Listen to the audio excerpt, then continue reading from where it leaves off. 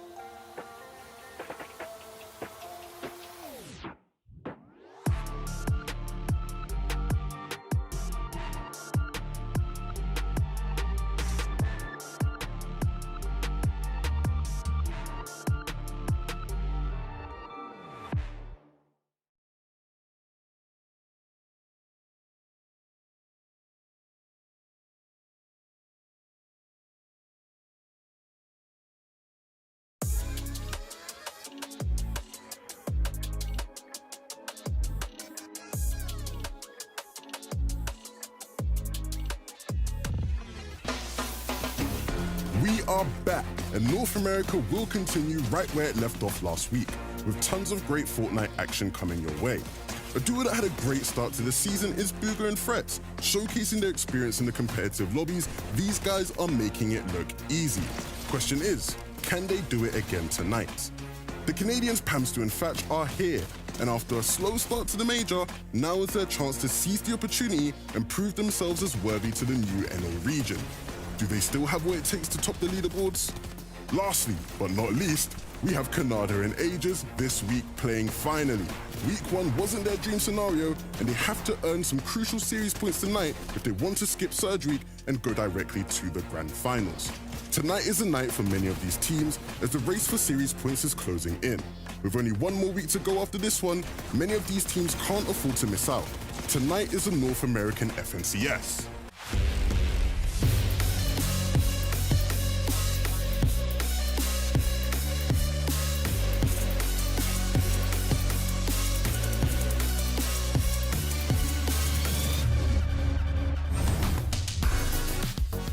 What's going on, Fortnite fam? It's so good to see all of you. Welcome back to the FNCS. Yesterday, we watched Europe take the stage. And my oh my, did they have some crazy adaptations. But now, North America once again steps up. And you're probably like, wait, you mean NA East, Zeke? No. Remember, NA East, NA West, they're now one thing. Now, we're just North America. So much has developed, so many things to talk about. Let's just get right into it. I don't want to wait any longer. Let's introduce your analyst for the day. Check this out. It's none other than Vivid, and you won't believe it, Levin2K. It's good to be back. The smell of fresh air. Fresh air. What? The freshest of air. Were you not getting fresh air as a caster? Like, No, what? Respectfully to Jacob, I was getting plenty fresh air. But the air's even fresher with Zeke, with you. What Dude, can I don't know. I don't know who allowed this to happen. I have flashbacks of one time Levin asked me a question and said, "It doesn't matter what you think, Zeke, so don't do that to me this time." And don't do that to me either. Please. I'll definitely be doing it to you again. Okay. Probably not you. Probably not. Guys, well, here we are. NA time. We watched EU go crazy yesterday. How are you feeling about the competition coming into week number 2 for NA? Another one of those big switch-ups, right? We talked about it yesterday on EU. Only 15 teams returning from week 1 over on EU. Only 19 teams returning from week 1 on NA as well. So a lot of switch-ups. I'm excited to see those new teams kind of show face. Yeah, and beyond the new teams, the 19 teams that are actually returning, you've had a chance now to readjust, learn the new meta, figure out some of the changes. We've had a bunch of changes, right? So you get a chance to actually play the field again and go at it again. Yeah, and you guys have been digging through some of the data as far as Fortnite is concerned. So now we have to compare EU versus an NA. EU heal-offs seem to go longer, but for NA, that doesn't seem to be the case. Why is that? Yeah, Zeke, so on average, those EU games in week number 1 actually went for an average of about 25 seconds longer. Me and Levin were like, what in the heck is the reason for that, right? Like, why are these NA games ending so much faster? Yeah, I think you sort of look at it, and ideally you think there's so many different reasons, right? You're looking at builds, you're looking at how much damage people are doing, how much heals they're actually saving. There's so many different things you can look at, but we wanted to harp down on the specific thing. What is making them last longer? So the first thing we thought about was like, you know what? Let's take a look at the builds by Zone 9, right? Of course, Zone 9 is that first moving zone, so kind of starts off the end game. So we wanted to see how those teams were kind of doing on each region when it came to how many builds they were having, because maybe NA just had a lot less builds. But as you can see here, there are some pretty healthy numbers up here for these NA top 5 teams. Yeah, and I think the interesting thing, right, when you start to look at EU, right? If we take a look at the EU builds and how much builds that those guys were doing, you almost start to think to yourself, hold on a minute, there's not much of a difference here, right? We're seeing, if anything, the EU players had less builds by Zone 9. Personally, for me, I look at that Vivid and I think to myself, okay, maybe there's more of an emphasis for the EU teams to just focus on tarping, right? So using the mats that they have, tarping, and then after Zone 9 is when they're focusing on getting refresh, getting their mats up. Yeah, 100%. I think that also speaks to the testament of, we always say that EU is better. Well, if you guys have less builds than these NA players, right, and you're still making those games, even going longer than these NA players with less builds before the end game starts, I think they got the meta figured out just a little bit better than NA, maybe. Yeah, just the efficiency is maybe on a slight higher pedestal. I'm a bit biased, people will say, but that seems to be what the numbers say. Okay, so it's not builds placed. What about damage done? Yeah, so we actually wanted to take a look at, maybe NA was just using more of their heals before the end game started, right? So we're going to take a look at the top 5 teams from week 1 and look at their average damage taken before zone number 9. Again, kind of like that start of that end game. And Yamzone Rise got 1,000 damage was your average damage taken by zone 9 throughout week 1. They must have had a plethora of heals that they were obviously using, but the impressive one here for me is actually got to be Acorn and Cold all the way down there, of course, winning week number 1. Only 400 damage was their average damage taken. Yeah, when the best team is taking the least damage, you almost think, is there a correlation there? I looked at Yomzo and Rise, Zeke, and I almost went, this is a team, by the way, that's coached by Bloodex. I think when you look at teams typically coached by Bloodex around the different regions, you don't expect them to be taking lots of damage or even dealing lots of damage, right? Typically, you expect them to be playing a bit more passive, trying to last the game out. But then when you look at EU, you almost see a different thing, right? Because over on EU, you also compare to the other Bloodex coach teams, the likes of Queasy, Veno, Vidil, Mr. Savage, lower damage taken, right, by the Zone 9. So you're almost thinking, hold on a minute, what's going on here? I think the biggest difference, though, when you look at this stat is that it's almost determined on how teams play for Surge, right? Queasy, Veno, Vidil, Mr. Savage, they're playing Surge on the outskirts. They're trying to take tags on people, whereas the likes of Yomzo and Rise, they're basing up, using spare heals, peeking as much as they possibly can to do their damage. A little bit of a sneaky question here. Is there any of these top teams that Bloodex doesn't coach? Because apparently there's a lot of shout out to Bloodex. Like, coaches matter so much in Fortnite. But back on topic here, I mean, yeah, it's impressive to kind of see that difference between the two regions when it comes to damage taken. But overall, it's very, very hard to actually quantify the difference between these two regions. So honestly thinking maybe it's just like a little bit of a mental thing, right? Like maybe the NA teams just aren't necessarily playing for the win. Maybe they're going for some of those like, oh, maybe we just do the heal off a little bit earlier. We can maybe squeeze out a top 5 rather than the victory royale. Yeah, I think mentality definitely plays a part in it, right? If you are one of those teams, I think a lot of the NA teams, they were going, oh, our mats are a bit low. We ain't got the heals. Let's drop down low ground, try frag out, get as many limbs as possible, get points that way. Whereas I think EU teams are more sort of in the mindset of, we must win this game. Win or just why did we play in the first place, right? And that makes a big difference for the heal-offs. I like that. And what we're lucky is we have 6 games here in NA to still find what this data point is, right? So why don't we head this way? And you guys know we like to interview some of our players, get in the minds, hear what they have to say. Well, maybe we can ask a couple of these questions to none other than Kanata. Welcome, my friend. It is good to see you. What's up? How you doing, man? I'm doing good. I'm doing great. I'm happy to be here. Fantastic. Well, Kanata, here we are, week number 2. So let's start this off. You guys did not make week number 1, but now you guys are here for week number 2. Yeah. 2 questions for you. 1, does that affect your mentals? And 2, what happened? Why didn't you make week 1, but you did make week 2? So at first, I'll answer your second question first because that's easier for me. Okay. So the reason why we didn't qualify was because I wasn't taking it seriously enough. And like I was like, oh, it's opens, like I can easily qualify. But when you think like that, I realized it's a lot harder than you think. Like in this meta, opens, I realized after playing this week, opens and semis, opens was way harder than semis for some reason. I don't know why. I don't know what it was. But opens, like you have to take it as serious as you can because you know the FNCS winners last season didn't qualify for this week either, right? Throughout it opens, like no matter what, if you take it not serious, you're not gonna qualify. And at first it did affect my mental. I was like, the first week after we didn't qualify, I was like, wow, like this is bad. Like, what do I need to qualify to grands? Because like I'm the only player on the region that's qualified to every single grand finals, so I can't not qualify. You know what I'm saying? So I'm like, I need to make sure I qualify for this. Like I was super stressed. Even this week, I was almost about to not qualify this week too out of opens, and I was stressing out. Like we got eliminated off spawn, and I was like, no, this is really bad. Like I was stressing out. But turned it around, qualified, semis, played up perfectly, qualified in like 4 or 5 games, and I was like relieved. Everything on my shoulders got like all the tension's gone. And then this finals, which was the best part, was I was contested at Acorn spot. I was landing there. He was helping me out. And then right now we just heard that Clix got banned on Fortnite, so we're landing at his spot now, and hopefully we're on Con there because it's a really good spot, which is like good for me. So hopefully that works out for me. Well, I wanted to ask you, bro. What do you think of the zone changes? How are you dealing with the new zones? 6th and 7th zone have changed. Is that a big factor in how you guys are playing your games now? Definitely. Like the zones, I would say I don't like them personally because I feel like I was really good in the other meta because I had really good surge aim. And with the surge aim, I would always make sure I'm rotating ahead maxing out my Surge. But in these zones, it's so much easier, in my opinion, for Surge and rotations because there's a lot more time to rotate and do a lot of more things. And like, I don't really think it's like, personally, this is just my opinion. I think it's not as skillful as last season. But it's just Fortnite, man. You got to play around it. You got to do what you got to do. And that's just what it is. I love it. I love it. Well, hey, Kanata, for the fans out there, where can they find you?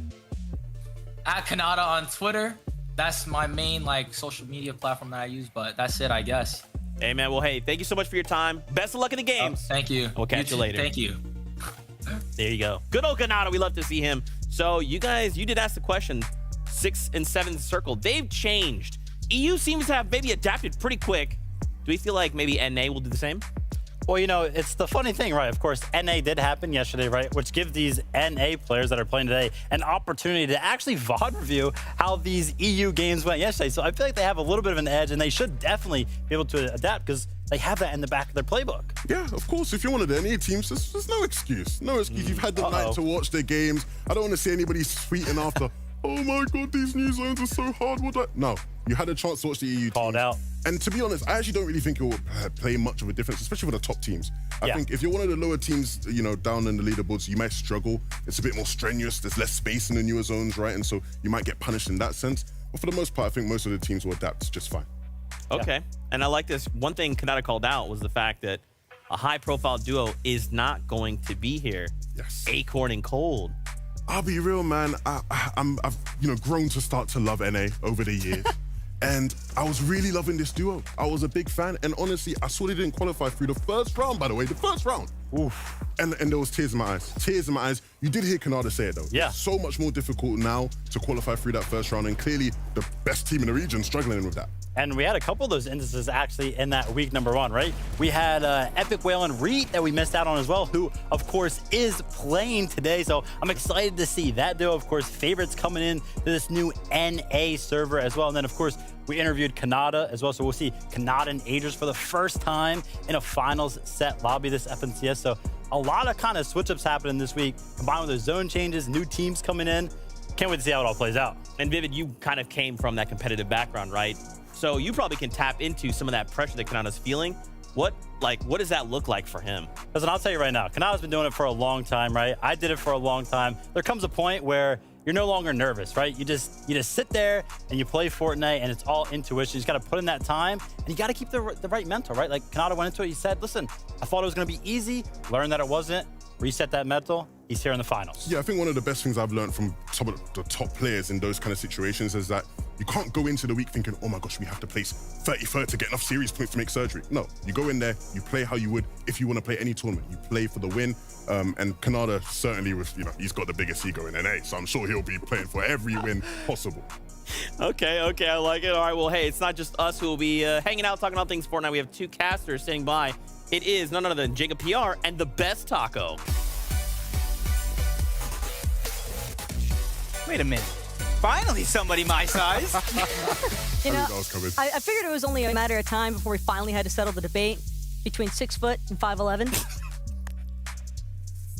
I see. That's the kind of show we're gonna have today. Vivid's 5'10". Yeah, that's the show we're having today. All right. Well, hey guys, welcome our fantastic casters for the day. So as we kind of touched on EU versus NA, how are you guys feeling coming in? Do you guys feel like NA may struggle today coming to the competition? You think they've watched EU and said, we're good, we're ready to go? I don't even think it's necessarily a debate about NA watching EU. NA just seems like they play their own game. They love to get aggressive and they love to get into the action. Yeah, I think that's kind of well said by Taco. They take a little bit more risk on NA than they do on EU, but that's just because EU is a little bit more calculated. But NA, I think those big risks do pay off in a lot of those moments. You know, in a lot of these lobbies, we've kind of been seeing the high ground kind of take over, right? Those really high layers.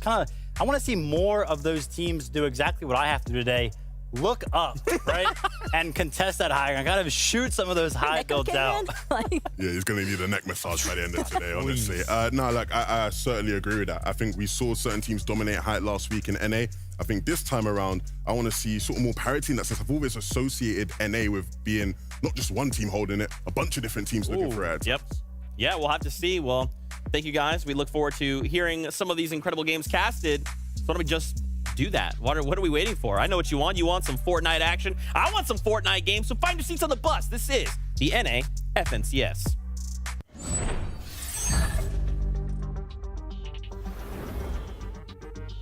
Taco might have teased it a little bit on social media, but the cat is out of the bag. I'm Jacob PR, joined with the hottest caster on the scene, the best Taco.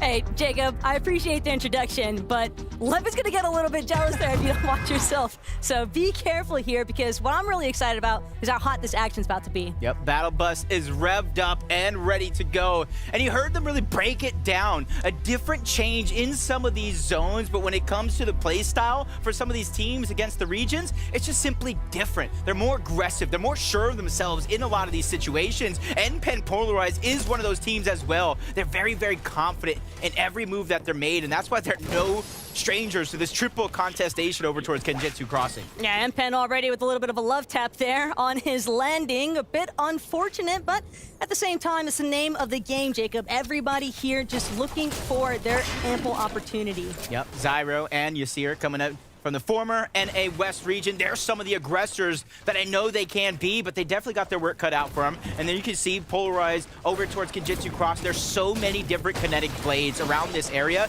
He's just making sure that he has the best one. There's two different variations. There's the blue one that you see here, gets you 2 charges, and then the purple one that you saw in the inventory moments ago, which gets you 3 charges. You can see they immediately get their kinetic blades and disengage, because this isn't a mess they want to be a part of. No, but it's certainly one that some of these duos are going to have to inevitably face off for, because ultimately, it's about taking over. Having the claim to all of Kenjutsu Crossing can definitely be a great setup for working your way later on into the match. And as far as Zero's concerned, thought about taking some more shots there for some surge tag opportunities. Instead, it's going to be invested into farming resources and possibly looking to capture. Yeah, it's a duo I would not want to mess with very, very early on in game 1. You want to try to feel each other out, test the land, figure out which way the game is really swaying.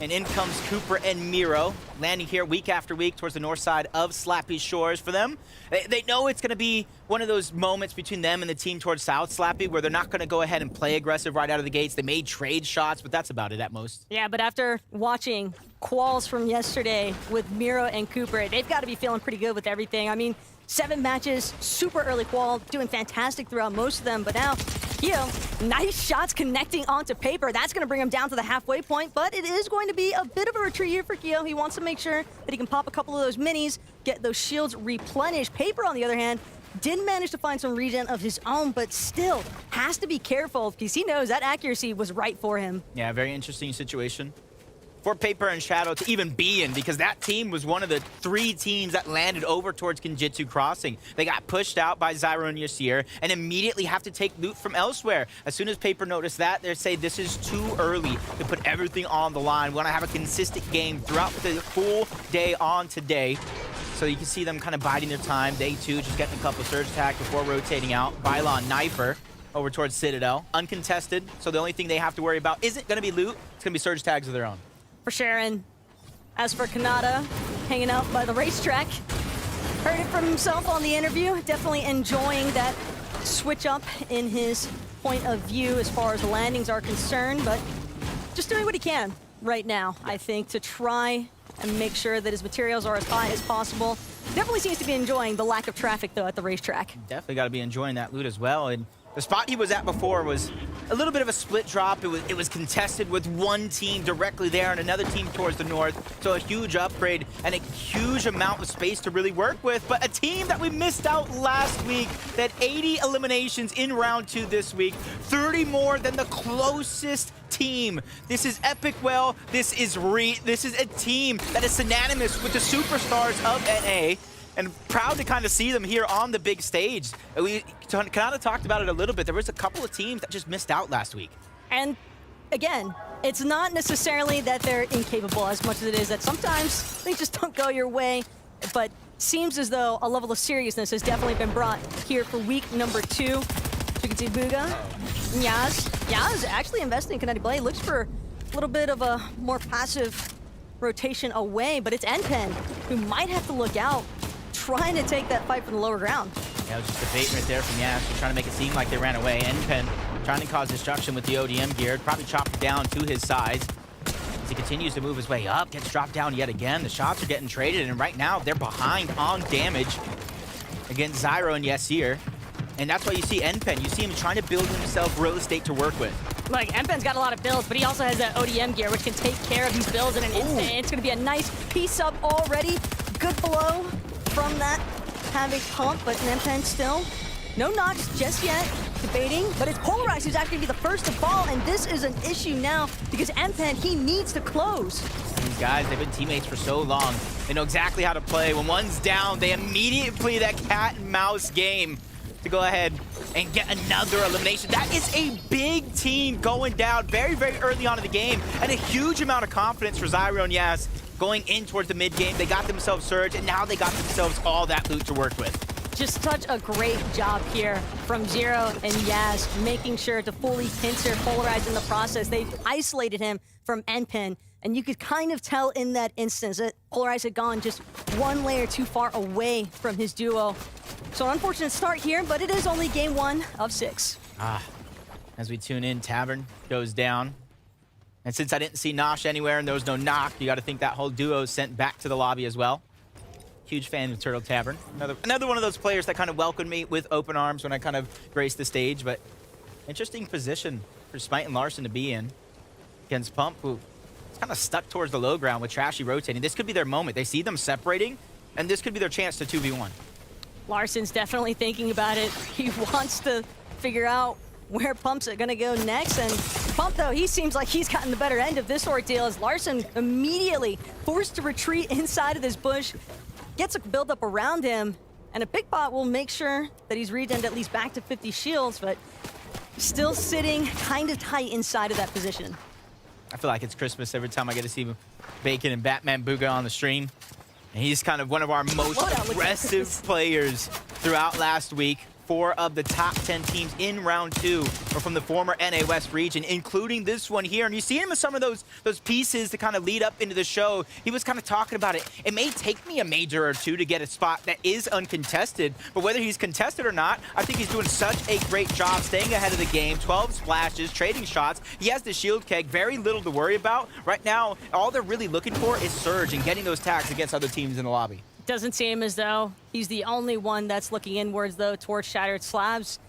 Meanwhile, Edgy, a bit of a Sky Empire. I like the idea, though. It's always nice having an eagle-eye view of the lobby, making sure that if anybody is trying to push in towards your position, well, they should be able to cover with some Surge tags in the process. Does seem as though Edgy's finally found an opportunity, but it's whether or not these shots can actually connect.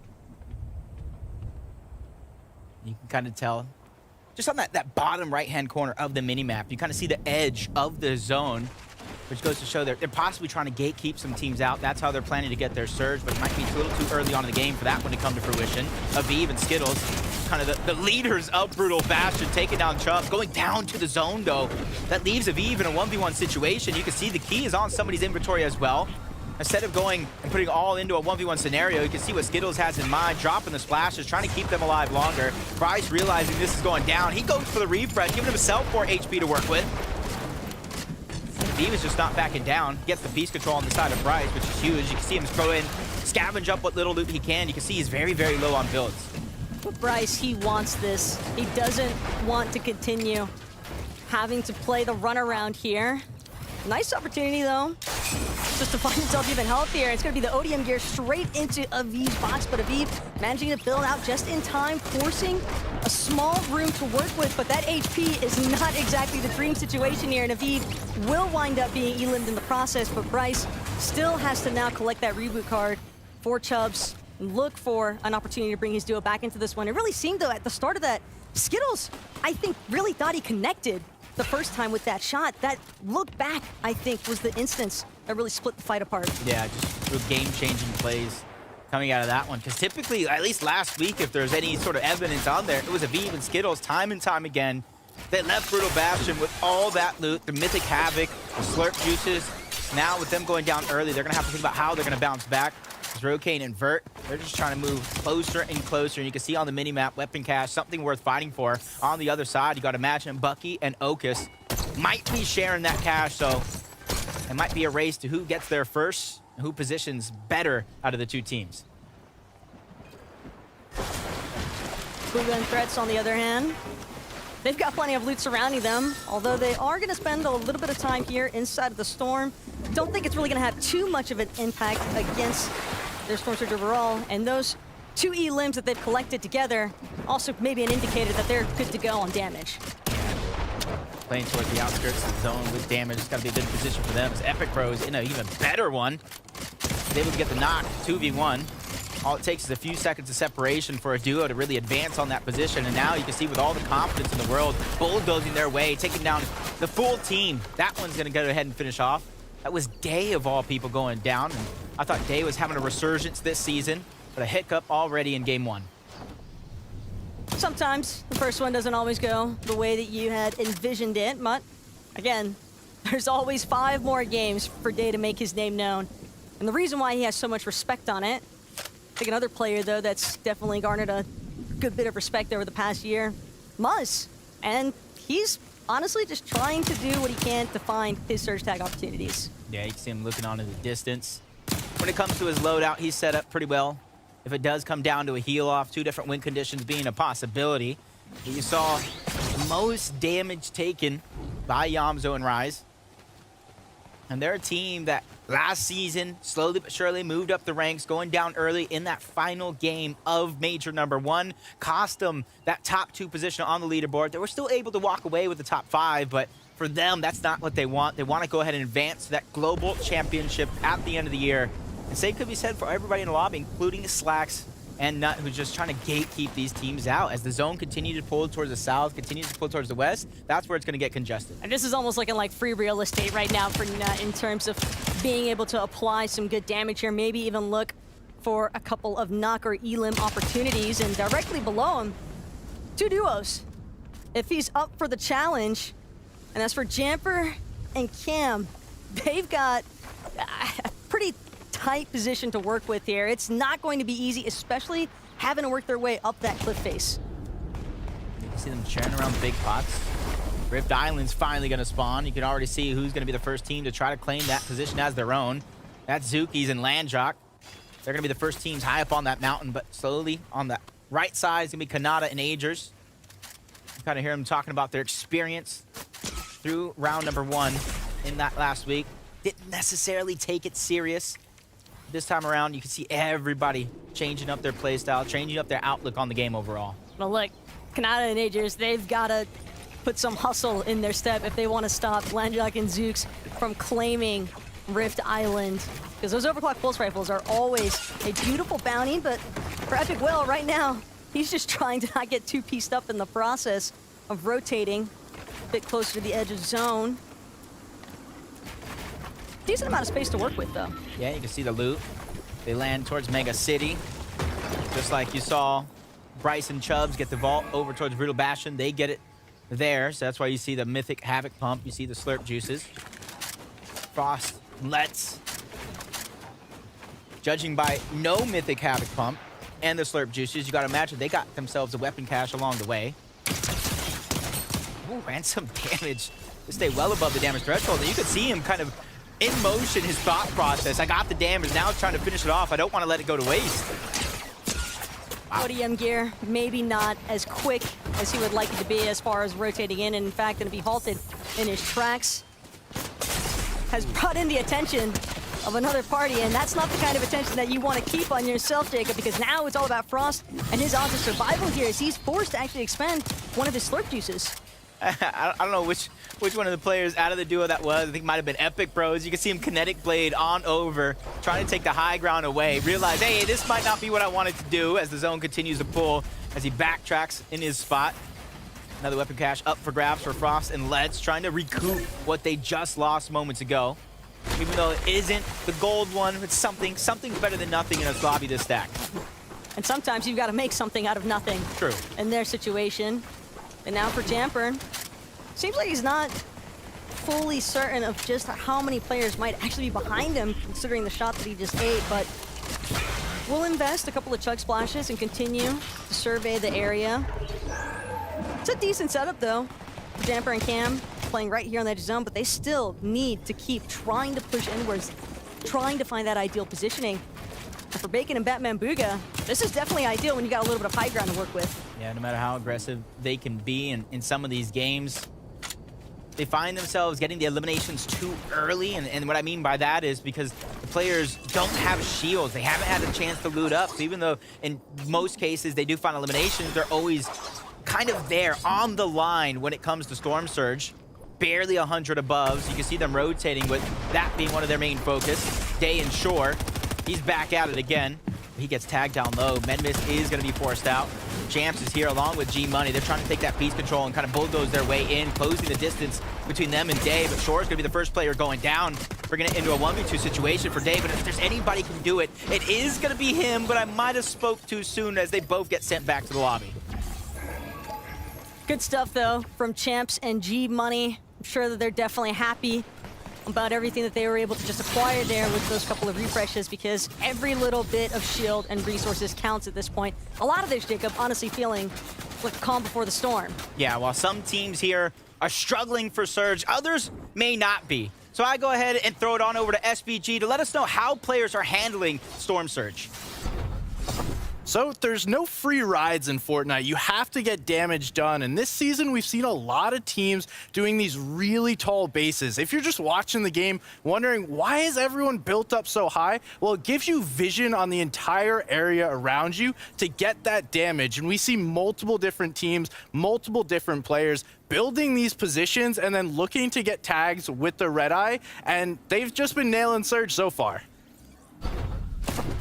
Thank you so much, SPG. Go ahead and jot that one down in my notebook for whenever I want to become a professional player. I'm just waiting for that moment. I'm just soaking in all we this saw what happened information with being Levin cast. already. I mean, he switched up. Levin actually, he can be a professional player. I feel like he's surrounded by some of the best in EU. You just give him a week, give him a month. Give him Blood X as coach. He'd probably do it too, as Muzz, Degen trying to do it here. Pushing their way in, but going down to Surge. Degen really didn't have an answer back. That would have forced out heals in order to make that one a possibility. So I wonder if that was some sort of a sacrifice to give Muzz more to work with, but leaving him a solo may not be the best choice. 124 below the threshold, still taking damage, expending a lot of those heals, not really finding the shot that he's looking for as Caskers goes down. Clarity's in that same position. Everybody's suffering due to lack of proactivity. But this might be the opportunity for Muzz now, despite being the fact that he's left as a solo, trying to make this one work. And again, a little bit of Caster's Curse probably coming into play here, as Muzz doesn't even get an opportunity to pop that Slurp Juice. Instead, he's going to have to find a forced build. But the Storm is just continuing to weigh in on his decision-making here. And Muzz, he doesn't have much time left. He's got to make a move here. But knowing that he's surrounded, it's just looking like the impossible, Jacob. Two players here, Pars and Baka. FNCS Invitational players at that. Once again, coming from that former NA West region, you can see they're not scared of any single fight around any one of these turns, and that's why they're 500 above the damage threshold. They were looking for even more, including that elimination before it went elsewhere. They've already got 3 on the side, Baka alone. Gotta imagine the damage that Pars has, and that's the kind of relationship these guys have. Pars, kind of that IGL, the guy leading the team, and Baka, he's like brute force, he's the muscle. They're also looking really healthy in terms of those mats.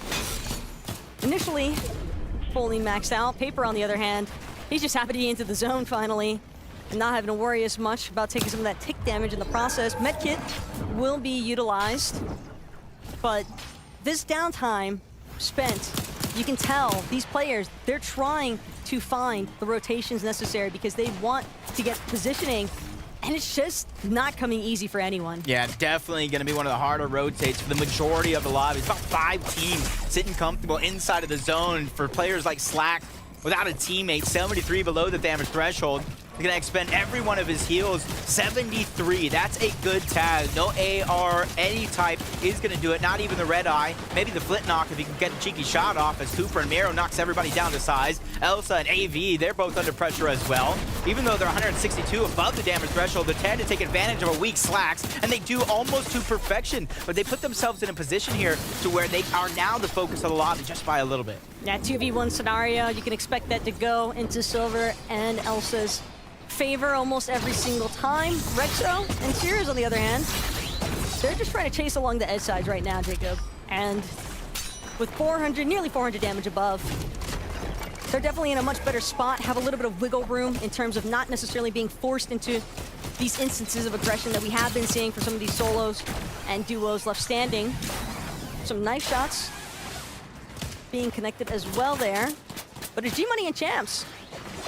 Again, with 2 elims and still only 71 above, you can imagine that this entire lobby has really been proactive in terms of seeking damage. Yeah, this is probably one of the harder lobbies that I've seen in a while when it comes to Storm Surge, with players just not really finding those opportunities, or maybe just making too risky of plays, going down before they would hope.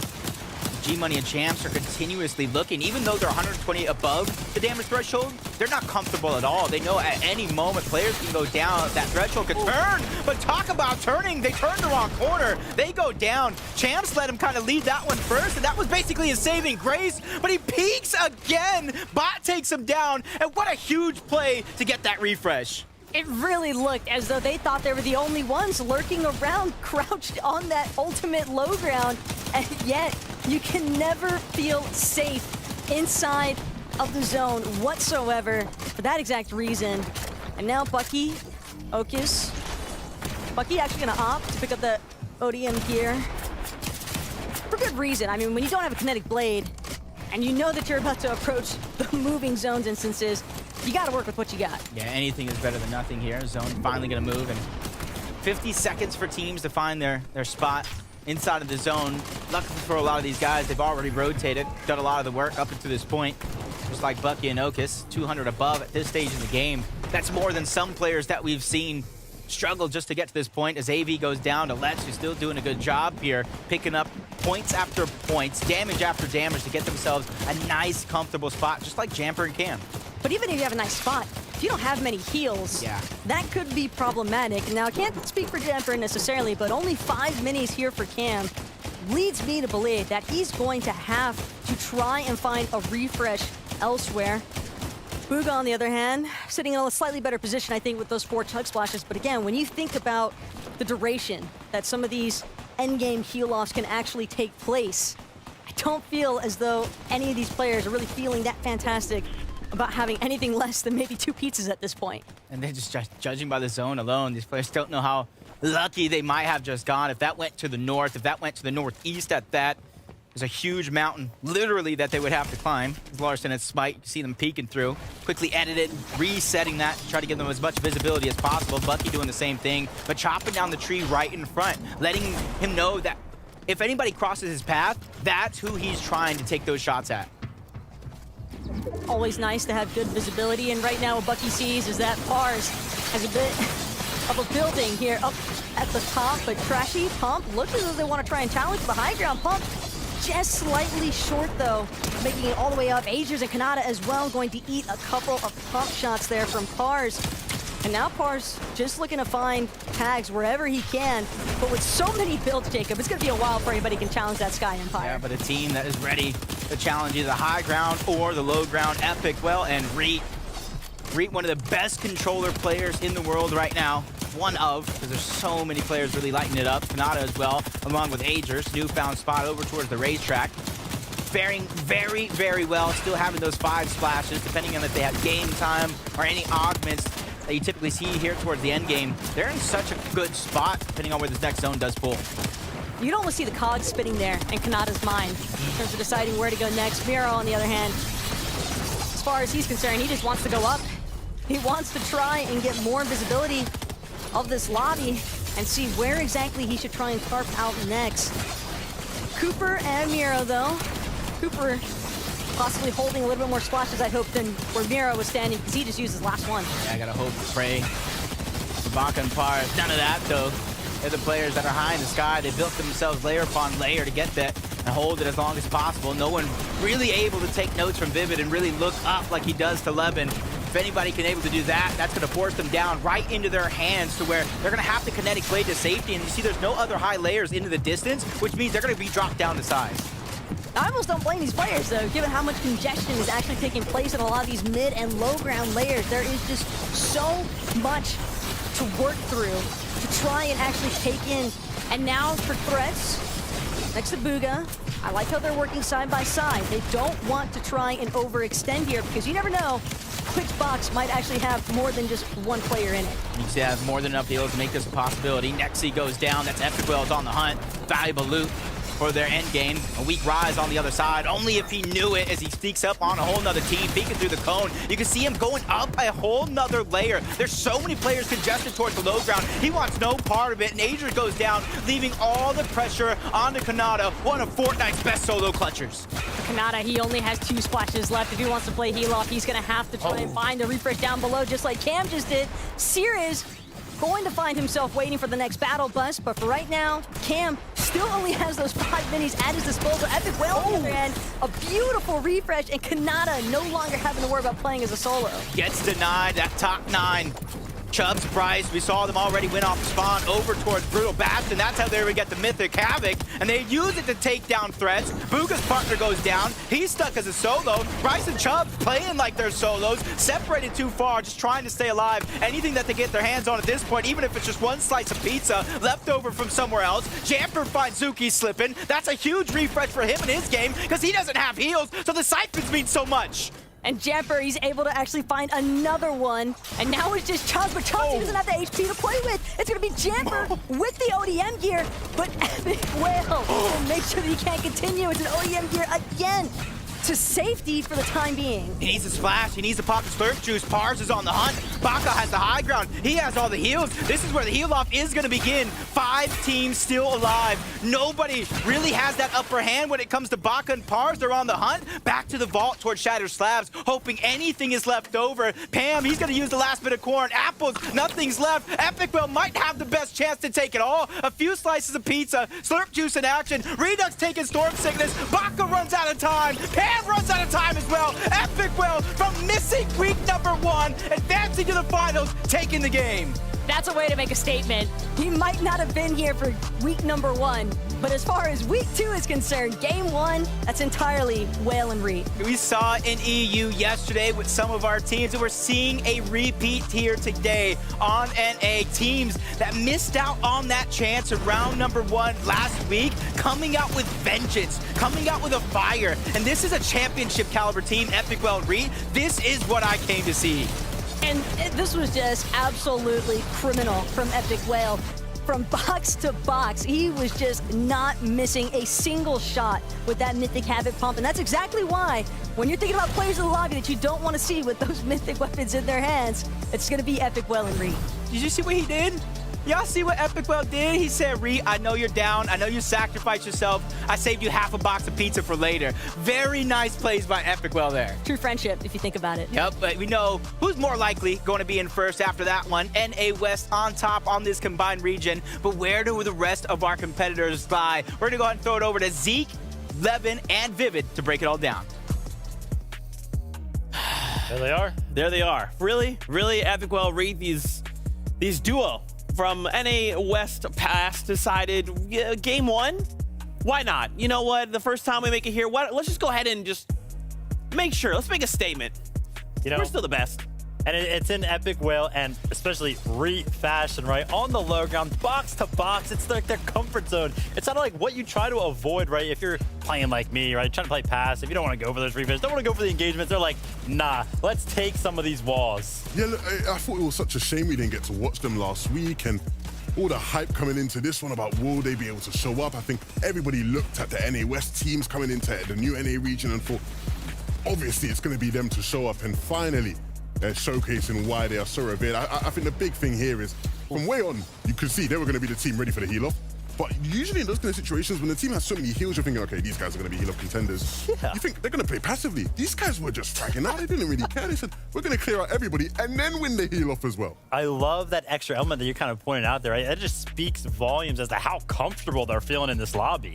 Which is, again, wild, because we have had this question, NA West versus NA East. What does this look like when they combine? Well, for Epic Whale and Reed, they just said, another day at the office, no big deal. That's why they're sitting in that number 1 spot. A Victory Royale, a very strong start to the day, but we saw them in second place, Pamsu and Fatch. Another dynamic duel here in NA, making that second place. Also a great start. Yeah, 100%. I think they definitely had a strong start. They're a team I think a lot of people will look at and go, you know, this is a team I expect to see high up in the standings. I do feel bad for Pars and Baka though, right? Because another team, you know, from the NA West region, NA West showing up today, right, early on. Yeah. But another team where you sort of look at them and they We're on height, looking comfortable. Typically, the height teams always have the advantage in heal-offs, right? Because they don't have to take as many ticks, don't get forced in those situations. Unfortunately for them, just didn't have the heals to compete, right? So hopefully next game.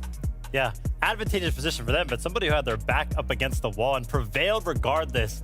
Jamper, what was that little bit of run towards the end of that game where, you know, Jacob called it best. He had no heals. He was in the storm, so every single siphon mattered. And he found like 4 solo eliminations. You know what's funny as well is like, I look at this dude and Cam's the one who I expect that from. Yeah. Like, I look at Cam and I think, that's the solo player. That's the guy that's going to give us the solo clutches. Jamper said, nah. Respect me. I can do my thing as well. It was just crazy stuff from these guys towards the end there. Jamper here, look at these shots. So crisp, so clean. And the thing with the ODM gear here was just ridiculous. I didn't even know what was going on at the end. So big ups to Jamper. Really nicely done. And if we can see more of that level from him and also from Cameras, these guys will rise up the standings like nothing. Love that. I mean, he's using everything right there. He knows where his old edits are at. He knows that he can use that ODM gear as well. Very good stuff from Jamper. This is a very strong showing here in NA, and that's what I like to see. 5-4 games. Let's just have more of that. I'm so down. Another names to throw out here, Bugha and Threats coming in strong. Now, of course, we did see Threats go down maybe a little bit too early, but again, this is just game number 1. And I think if they maybe pick up some of that momentum, we could see them in our top 5 at the end of the day. Yeah, this is one of those duos that I really feel like will thrive when they make it to these end games as a duo. We've seen Bugha make some very good solo clutches in the past, but for some reason, this duo just screams to me like, listen, duo potential through the roof. And unfortunately, Bugha here, no mats to actually work with, going down a little bit earlier than he would like to, but still, top 10 in the first game. Good stuff. Yeah, not a bad start. I've looked at Bugha over the past couple of seasons, and I feel like he's one of those players now where he cooks over the course of the season. He starts to heat up. Yeah. Early quals, it's like, oh, I'm Bugha, I can do what I want. And then as you get to finals, that's when he really just shifts into gear, and it's like World Cup champion mode Bugha. Okay, so now that we've had one game under our belts, we kind of talked about a couple things at the beginning of this show. What are you guys seeing just off of this first game? You know, I think Heal-Off went probably a little bit longer than I kind of expected, honestly, right? I think that was a little bit longer than the average game time for that first week. So maybe some adjustments being made by a lot of these duos. Of course, we have to pay attention to some of these zones, right? Because whenever they land towards one of those vaults, these teams are very, very well aware that there are extra heals in there. So we saw some plays being made for that as well. Definitely, right? That's what you see. Whenever there's a heal-off of some sort, all the teams are looking around. Wait, what's around us? Is there a campfire? Is there a flag that where maybe there's a mid miss that's been left off? You know, in the case of Baka, you almost think it's better for the height team, right? Because when you're the height team, you actually have more vision. You're on top of the lobby, you can see everything. So I would have liked to see maybe Baka in that situation go, wait a minute, okay, we ain't got the heals maybe to win a long heal off. Can we go over to Shattered Slabs and pick up something? Instead, they wanted to drop down, try frag out, and play with what they had. But slight adjustment just to make for the next couple games. Yeah, and I mean, shout out to this duo as well. Being at this point in the game, this last zone, and still having 30 builds to work with. Also, of course, having that awareness to go into that vault is Baka, actually. That was up on that high ground, securing that top 3 finish. Shout out to that duo. Listen, if we can find this duo on height every single game, I think they're going to do great things throughout these 6 games. Dude, I'm telling you, I'm hyped. NA has just hit us with, you guys ready for some show? We got that show. With 5 more games to go, I just have to wonder, are we going to see more craziness? Because it feels like Circle 6 and 7, maybe NA's already adapted? I don't know. I'll be real. I just think more heal-offs are probably going to happen, weirdly enough, right? Because I do think there's an element of those teams realizing, hold on a minute, we can heal off a lot longer than we are. Exactly, yeah. VOD reviews from yesterday, VOD reviews from last week. Gotta know your stuff. Heals, heals, heals. That is the name of the game right now, but does NA agree? Let's find out. This is game number 2 of the FNCS.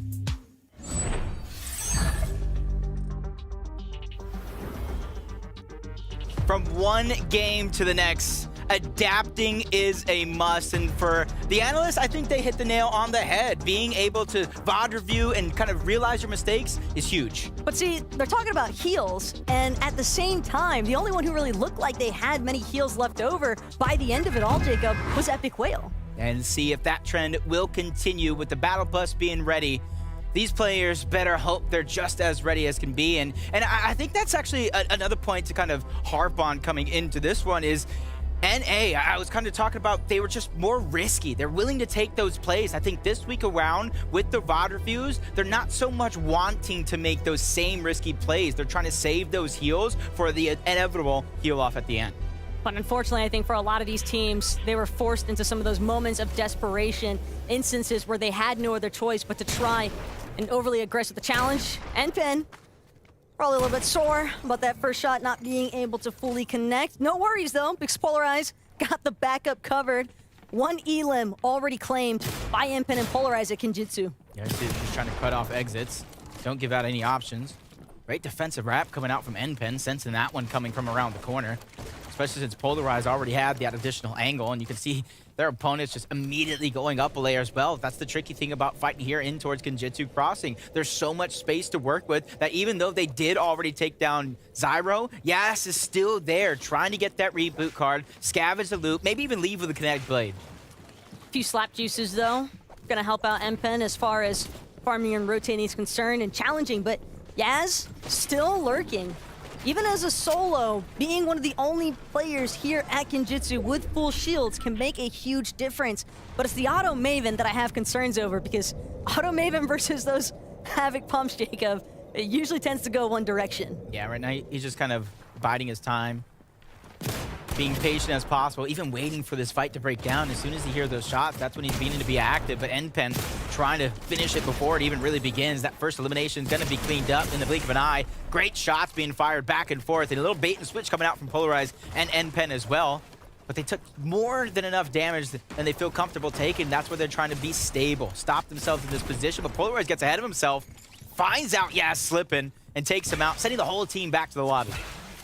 At the end of the day, Yaz roaming Kenjutsu as a solo, bound to be at a pretty steep disadvantage here. And now it's Polarize and NPen looking to see if they can fully clear out the entirety of Kenjutsu Crossing. Rom might have stepped up the wrong ramp here, forced to try and retreat, just looking to scurry away as quickly as possible here. But Polarize, he's on the hunt. He does not want to let this free elimination go. Yeah, you gotta imagine he probably already has that reboot card as well. Kinetic Blade just trying to get across the map in the blink of an eye. You can see he has more than enough charges, trying to create some distance. Polarize is going to have to go back, leaving NPen kind of by himself in a 1v1 situation. This is best case scenario right now from Rom if he did want to fight back, but third party coming in, that is more than enough to help NPen out.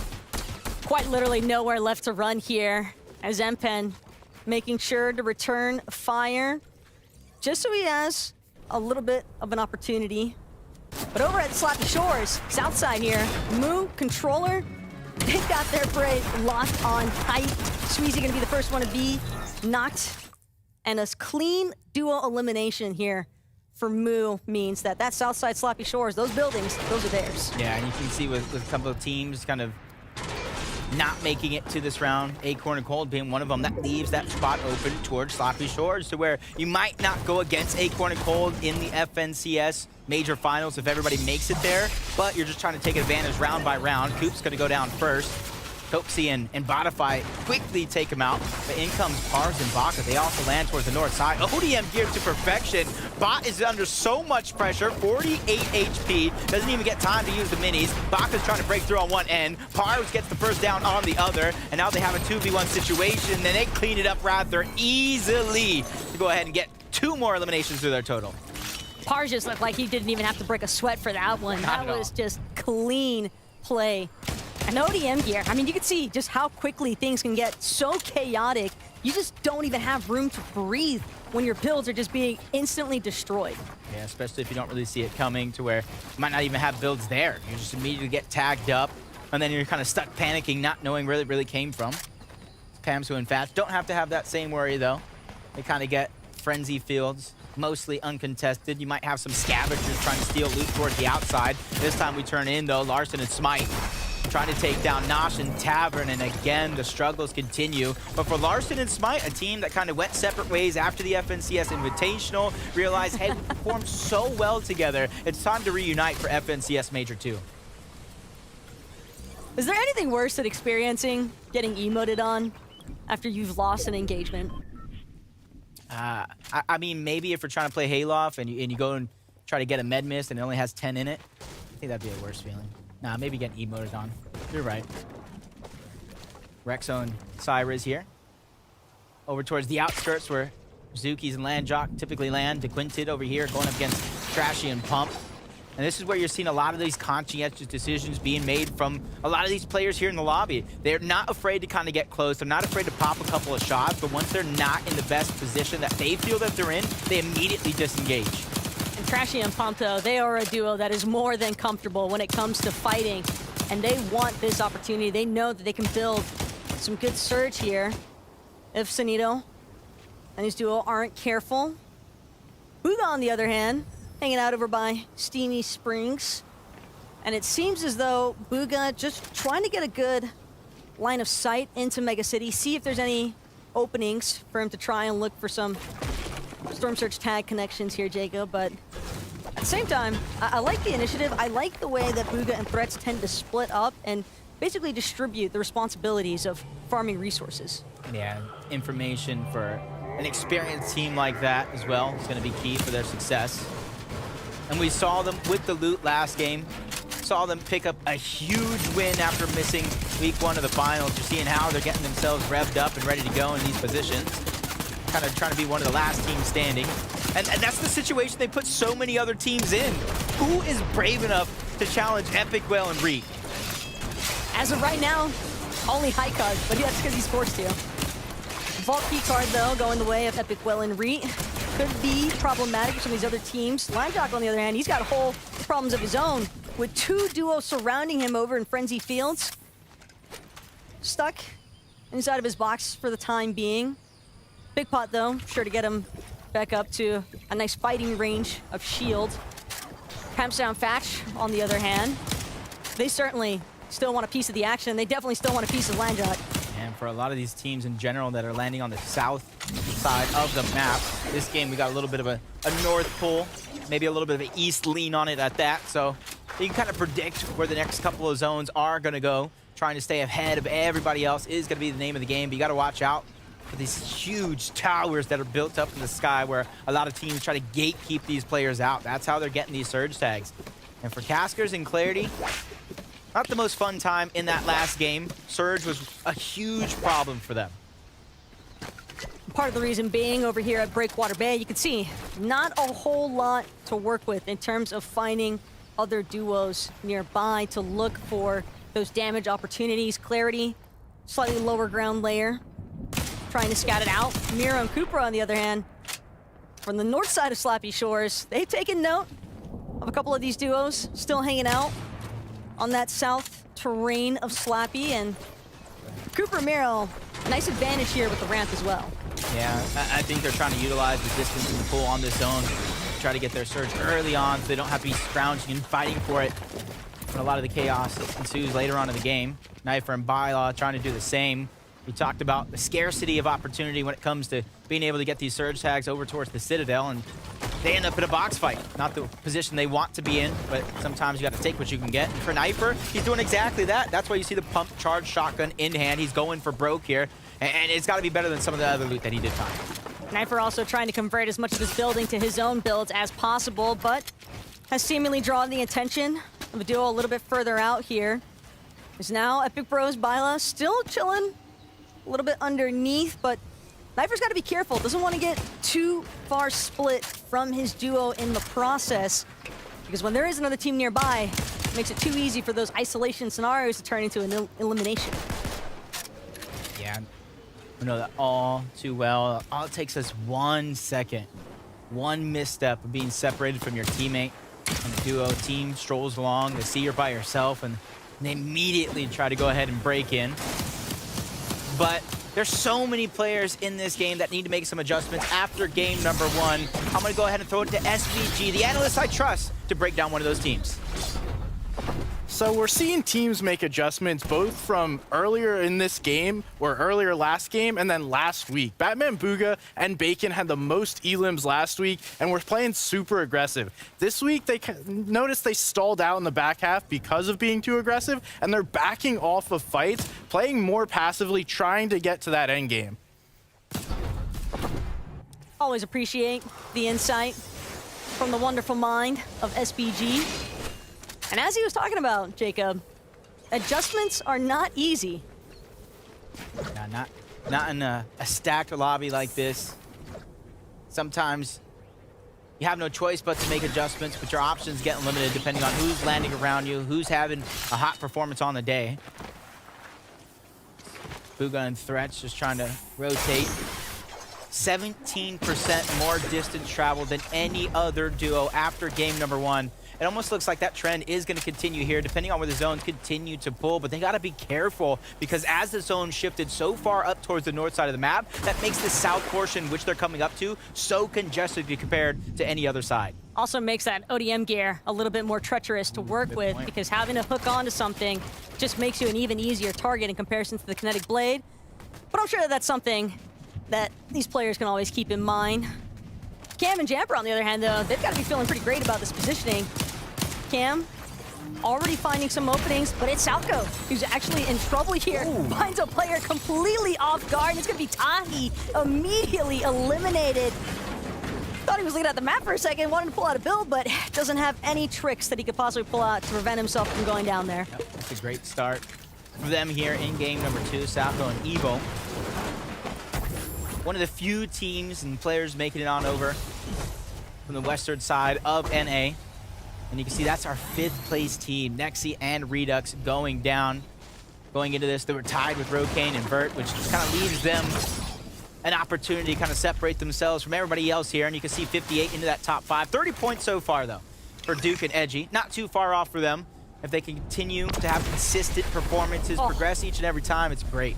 But look at where this Rift Island has chosen to spawn in, Jacob. Towards this north side of the map, where we have seen so many teams already beginning to collect just because of the natural zone pools as is. So Brutal Bastion might have just even become an even bigger hotspot. Yeah, that's tough. That's tough because it is in zone as well. So teams are going to be able to kind of take so much time up towards the top, not only on top of Rift Island, but the house that spawns up there as well. Try to gatekeep some teams around, but the little blessing in disguise is all those rifts where you see Aviv and Skittles immediately take it and try to swoop down. They're ready to challenge. They don't want to let up these overclock pulse rifles go for free, especially into the hands like a team like Yamzo and Rise. And this is where they're going to break it out. You even see Landrock and Zuki's ready to threaten this one. It seems as though everybody wants a piece of the Rift Island, but only one duo can actually walk away with those overclock pulse rifles. And Aviv, Skittles doing everything they can to try and force their way into Yamzo and Rise's box, but Yamzo, Rise, they're just not giving any room for another duo to work in. Instead, they're taking note. Their backside, they don't want to be exposed. They're trying to tarp out as far as possible. That way, if anybody does look for the challenge, they're going to probably find themselves in an awkward position first. Yeah, it's tough as well going up against those Mythic Havoc pumps, no matter how many heals you have. One-shot potential is always going to be there. As Muzz gets 2, that's Salco and Evo we saw moments ago. Went from one fight to struggling to get out of the zone, and a team as experienced as Muzz and Dejan, they're quickly going to take advantage of those scenarios. But they have to be careful here. They're taking so much storm damage. They're taking so much time in the zone. Their heal-off potential, that window is slowly but surely closing.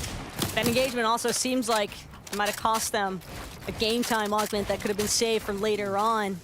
That pizza having to be 8, well, at least it won't go cold. Hopefully you can bring a lunch pail. You can bring it on with you. Have an inventory slot, but they were kind of stacked. They had that pick of the litter. I don't think that one's going to be something 3 slices of pizza that you carry versus splashes versus the possible legendary slurp juices of Kanata and Adra. They're just peeking through the cones. Information. They did more than enough damage, got more than enough fights up into this spot to where they're just playing the rest of this one out, and you can kind of see where the zone is going to continue to pull towards that north side of the map. The Rift Island's only going to last so long despite Larson. They're just trying to take advantage of a team that's trying to rotate to the zone. That's Duke and Edgy. They're stuck towards the outside, and Larson and Smite are trying to be the gatekeepers of this all. You would think that being on the edge would actually be an advantage for Edgy, but it seems as though it's actually working against him. As Larson, Smite, they're going to take their time, but now look at this sandwich that has taken place here for Edgy and Duke, stuck in between Epic Whale and Reed. Is certainly not the spot that you want to be in. Decent amount of ground still left to cover, though, and Rokane, Vert, they're just trying to go up. Both in the game and on the leaderboard. 58 points. You saw them into the top 5. The Doctor and Epic Bros against Bylaw and Knifer. Bylaw is super aggressive at a moment's notice. You don't want to give him any advantage.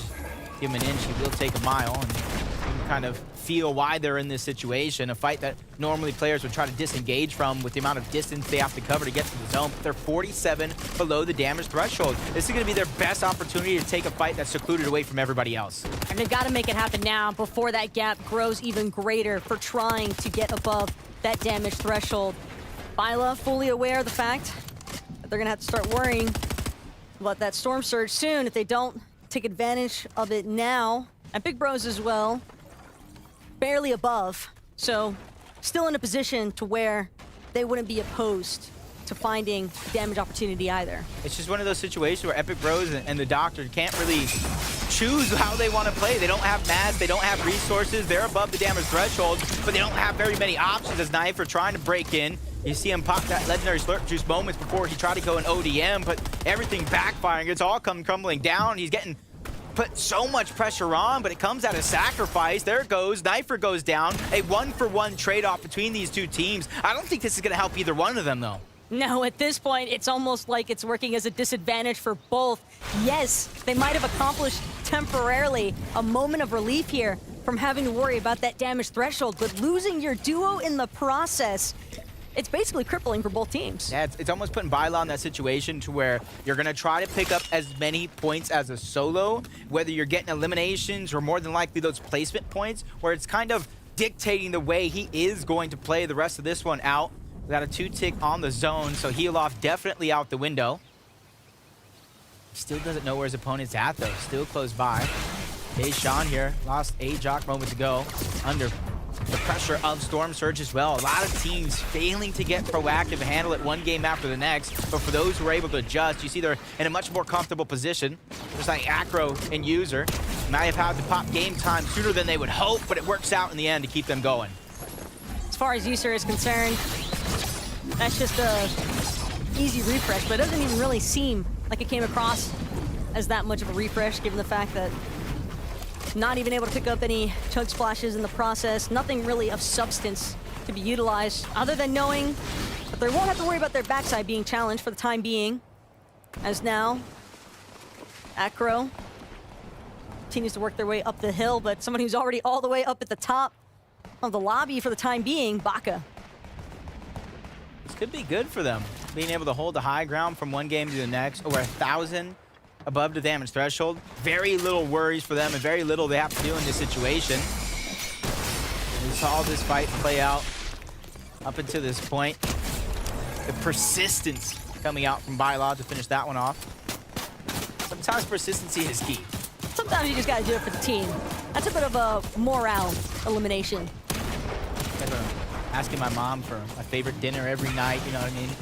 No on Monday, no on Tuesday. Finally I got some chicken and mashed potatoes or something.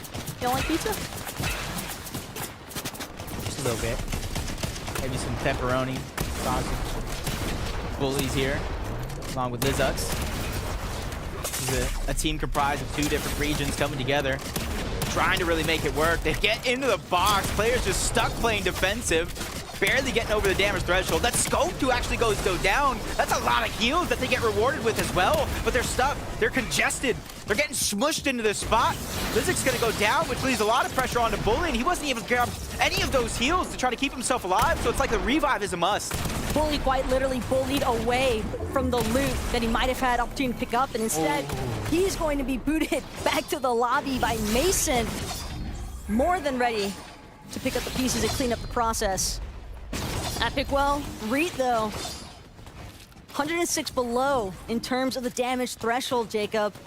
But they've got a nice loadout in terms of heals for making it into the late. Usually I'm not too worried about a team like this that is below the damage threshold, but the more they continue to fall, maybe my worry meter does rise, because they know how to box fight with the best of them. They know how to close in on the distance, and you see they're doing that here again. You got to be careful, though, because they're one of the teams they love to set up those pre-edits with shots coming in from so many different directions. First, it starts with the piece control as they're trying to look for a team that might be a little weak, a little down in the dumps. Yamso becomes the target right now, and you can see that's what their plan is. They're trying to move in, take down Yamso. He's a solo. Rise is not here, but they get denied that opportunity, but they're finding damage at the very minimum. There's just so many other teams with the same mentality here as Reet and Epic Will, trying to force a flip up in the action here as Yamso caught off guard for a moment, and that moment will be just enough to get Reet and Epic Will back up above that damage threshold, but they're not going to chase in just yet.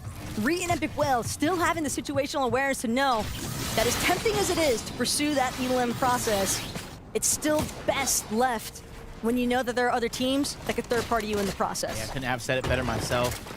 Not getting greedy. Because a lot of players would try to advance in. They know he's a solo. They got some damage. Try to finish it off. They are some of the most experienced players in this lobby, along with Bugha and Threats. Splendid performance last week for them. It's about consistency from one week to another. When we talk about the 3 weeks combined to see where you fall in terms of FNCS Major 2 finals are going through Surge Week. This is a team that's fighting for that advancement directly into the grand finals. They don't have to worry about Surge Week. Oh my gosh. I'm about to say Reet just with a beam across the map. And again, closing the distance to finish it off. I feel bad for G-Money. It looks like me out there. It's all about picking your moments. And as far as Reet and Epic Will are concerned, they found several. Wow. After waiting to let Yamso escape for the time being. But still, Reet and Epic Will in a bit of a fickle position here now. Just constantly being stuck inside all of these boxes, trying to find whatever crevices they can. Gotta be careful though for Reet. Eating a lot of damage right now in terms of ticks from the storm. Only 2 chug splashes left after popping his last legendary slurp juice, and now Reet. Epic Will definitely trying to keep in mind that it's about the placements, it's about staying on top. And when you've already got 1 victory royale to start the day, every other point counts. Yeah, it doesn't necessarily worry me too much because if last game proved anything, Reet's the kind of fragger. He's the guy you send down to try to stop all the heal offs, while Epic Will is the one playing said heal off. With even Skittles, you can see from the vault loot towards Brutal Bastion to the overclocked post rifles at the Rift Island. They're ready to dominate this game. They're trying to contest for that high ground momentarily, but they're just getting pressured, sent back down low, and this is where it's all gonna break down. Bugha's just a little weak. This could be a recipe for success as Aviv and Skittles, instead of fighting, they just steal away the high ground in a convincing fashion. Aviv and Skittles bound to have noticed the fact that Bugha didn't seem as though he was all that interested in challenging right away, so probably could tell that Bugha just didn't have the HP to tango for the time being, but now Kanata, Azure, they need something because their loadouts are not what you would be looking for moving into these final zones. Yeah, Refresh is going to do so much in terms of items, damage to the threshold, their continued journey in this game. One's going to get knocked. Aegis takes down Smite. I don't even think he gets the loot for that one. That's Bryce and Chubbs who come in and steal that one away. Aviv and Skittles know that pressure all too well over towards Brutal Bastion, but Peekaboo, Kanata sees you, lands a great shot, but takes a bigger one, but he got what he came for. He got those splashes, but still under pressure. There's more than 2 teams still on this location. He's still staying so far into the zone. He's getting rewarded for his efforts at the very minimum. Dukes and Edgy doing what they can now to just continue pressing inside of the storm. They want to remain inside the zone for as long as possible, keep as many resources as long as possible for Emben. Polarize right up into the air. Epic Will, Reet, they're actually going to drop a layer. No, Reet's going to drop entirely. He's been knocked for the time being, but Epic Will able to find a knock of his own in the process. That's going to buy him a little bit of time, but the question is, Jacob, will it buy him enough of a siphon refresh? When it comes to the HP, he quickly answers that one. Yes, it gave me 90 HP overall, but he's running out of builds, has no heals. He's going to be looking for an unsuspecting team that he can kind of sneak up on and take advantage here. Even finding his way back through his own mess. His maze that he built early on in this game as Muzz has 5 slices of pizza, already going to be forced to use out 2. Legion goes down, he calls out the loot, and that's why he's going back into the zone for it. Duke and Edgy, they have 3 eliminations, but no heals as well. A lot of these players' heal off opportunity is well and far out that window. After a certain point, all the walls begin to look the same here for a lot of these players who are trying to scramble around, trying to remember where they might have left a piece or 2 of loot that might make the difference. But for Muzz, he's going to beat Elam shortly after Kanata. Duke's Edgy still up for the time being, still making it happen despite not having heals. Duke and Edgy, they might be able to find Elam's. Yeah, trying to teamwork, make the dream work. Poyo's by himself. Keyboard goes down. Poyo's gone as well, but 8 eliminations for their efforts. They did more than enough to have a respectable game into this one. Rokane trying to keep him in first position on the leaderboard alive. Into the top 6 we go. Zone's not even fully closed yet. I don't even know this one's going to come to a convincing heal-off. This is going to be a battle for scraps. But Bucky as a solo, he's been slinking his way through all of these mid-ground layers, but he's finally taken note of. Oh, wow. As now, Baka, Pars, and a little bit of a power play position here, Jacob, because they've actually got 5 splashes. He's got 6 minis to work with. The question is whether or not he can get it to the top, and it's going to be the chop down for Skittles. Finally sent, but he's way off into the abyss, but Aviv manages to find his way onto the next high ground layer. Skittles just trying to go ahead and stop everybody's run. They both go down, but that's a trade. It's going to be up to Baka against Aviv. Heal off, Pizza, splashes. You can see Pars trying to lead the charge. He's not going to get credit for that siphon, though, so he has to go back down to business. Somewhere out of nowhere, Aviv finds a Medmiss, scrounges around all the loot that he can find. Baka's trying to put himself deeper in the zone, try to find some more heals that him and Pars set up with. This is the north side of the map. They could have left any bit of scraps to work with, but he is fresh out. He has to find a miracle, or Aviv is going to be able to take the game. He finds at least one flopper. He pops it in time. Him versus Aviv. Who's going to find the heals? Who's going to win the game? And Baka steals it away with the last flopper to take it all. That was a flopper of destiny, if I've ever seen one. The last thing that you would ever suspect is for a fish to be on dry land. Not at all. I didn't even know what Baka was thinking, but he set himself up the north side of the map where Pars and Baka actually land, and it works out for them, scavenging anything that they can find. And it's a flopper that really wins it over. Just incredible. Absolutely incredible stuff there. I mean, it's almost a bit of disbelief as well if you're Aviv and Skittles, because it looked like it was over once Aviv actually managed to kinetic blade back over to a previous high ground build. You figure he's up in the air, he's plenty safe, he's got sustain, but it just wasn't enough. They fought every single person to try to take that game, from the Brutal Bastion, getting that vault loot, to the Rift Island on top. But they come up short when it matters most. Pars and Baka take the game and hopefully burst themselves up the leaderboard, but it's Zeke and our friends who's gonna let us know. Bro, that's gotta be. Oh man, that's gotta be the heal off. That's gotta be that one moment. No way did that just happen, Vivid. No way. No, Zeke, I'm pretty sure it just happened. It had Levin running around the stage up here like he was freaking out. I mean, first of all, to find the flopper, right? That's something crazy to happen. But then he ate the flopper, and I was looking at the HPs. It was 50 to 60 in favor of Aviv. That last tick, he got storm sickness. Storm sickness gets you again every single time. You think you know who's won the heal off, and it's storm sickness that comes through. What a win for them. They must be feeling on top of the world, because, you know, I'm sure they almost thought the game was lost. You're always thinking, oh my days, we're not really going to have enough. We're not in a position to heal off. Big props to these guys, Vivid. They won the game. Last game they were playing high. This game, you know, they're down below, popping off on mid-ground. These guys are complete right now. Exactly, right. Like I said last game, hey, if we keep seeing these guys play the higher ground, I have a good feeling about their 6 games. No, they were like, Vivid, we'll play low this one and still make it far enough into the zones to play that heal off. Shout out to them. Dude, I'm in shock. What an absolutely crazy way to now overtake first. A single flopper making that change is just so insane. Yeah. They push Epic Whale and Reet down. They say, hold on, NA West, hold on. Not today, but there is a bunch of names here that are starting to shift around. We take a look, 5th place, right? Duke Edgy. Suddenly they've jumped up those 8 placements, looking to now contest that top 5. Yeah, I think when you look at the leaderboards after first game, it's always easy to get overexcited about the teams who are doing well. You do typically see these big jumps, right? Even if you're looking at Aviv and Skittles, plus 25. 25? That's a monumental jump, right? And so I think we'll slowly start seeing teams sort of settle themselves in. But for this team, Aviv and Skittles, to have the game they had, Vivid, perfect setup, right? You look at the pulse rifles, you look at the mythic shotgun, perfect game to have. But getting here wasn't actually easy. Leading into the end game, we actually saw Bugha and Threats on the high ground. In fact, they were building this giant ramp, and I was excited to see Bugha and Threats play the high ground, but then Bugha got beamed, and Aviv and Skittles were very, very aware of that, and they instantly took the high ground, which is why we find them in this position. So shout out to them for taking advantage of one of those types of situations in the end game where it is so chaotic, coming out with that second place. Yeah.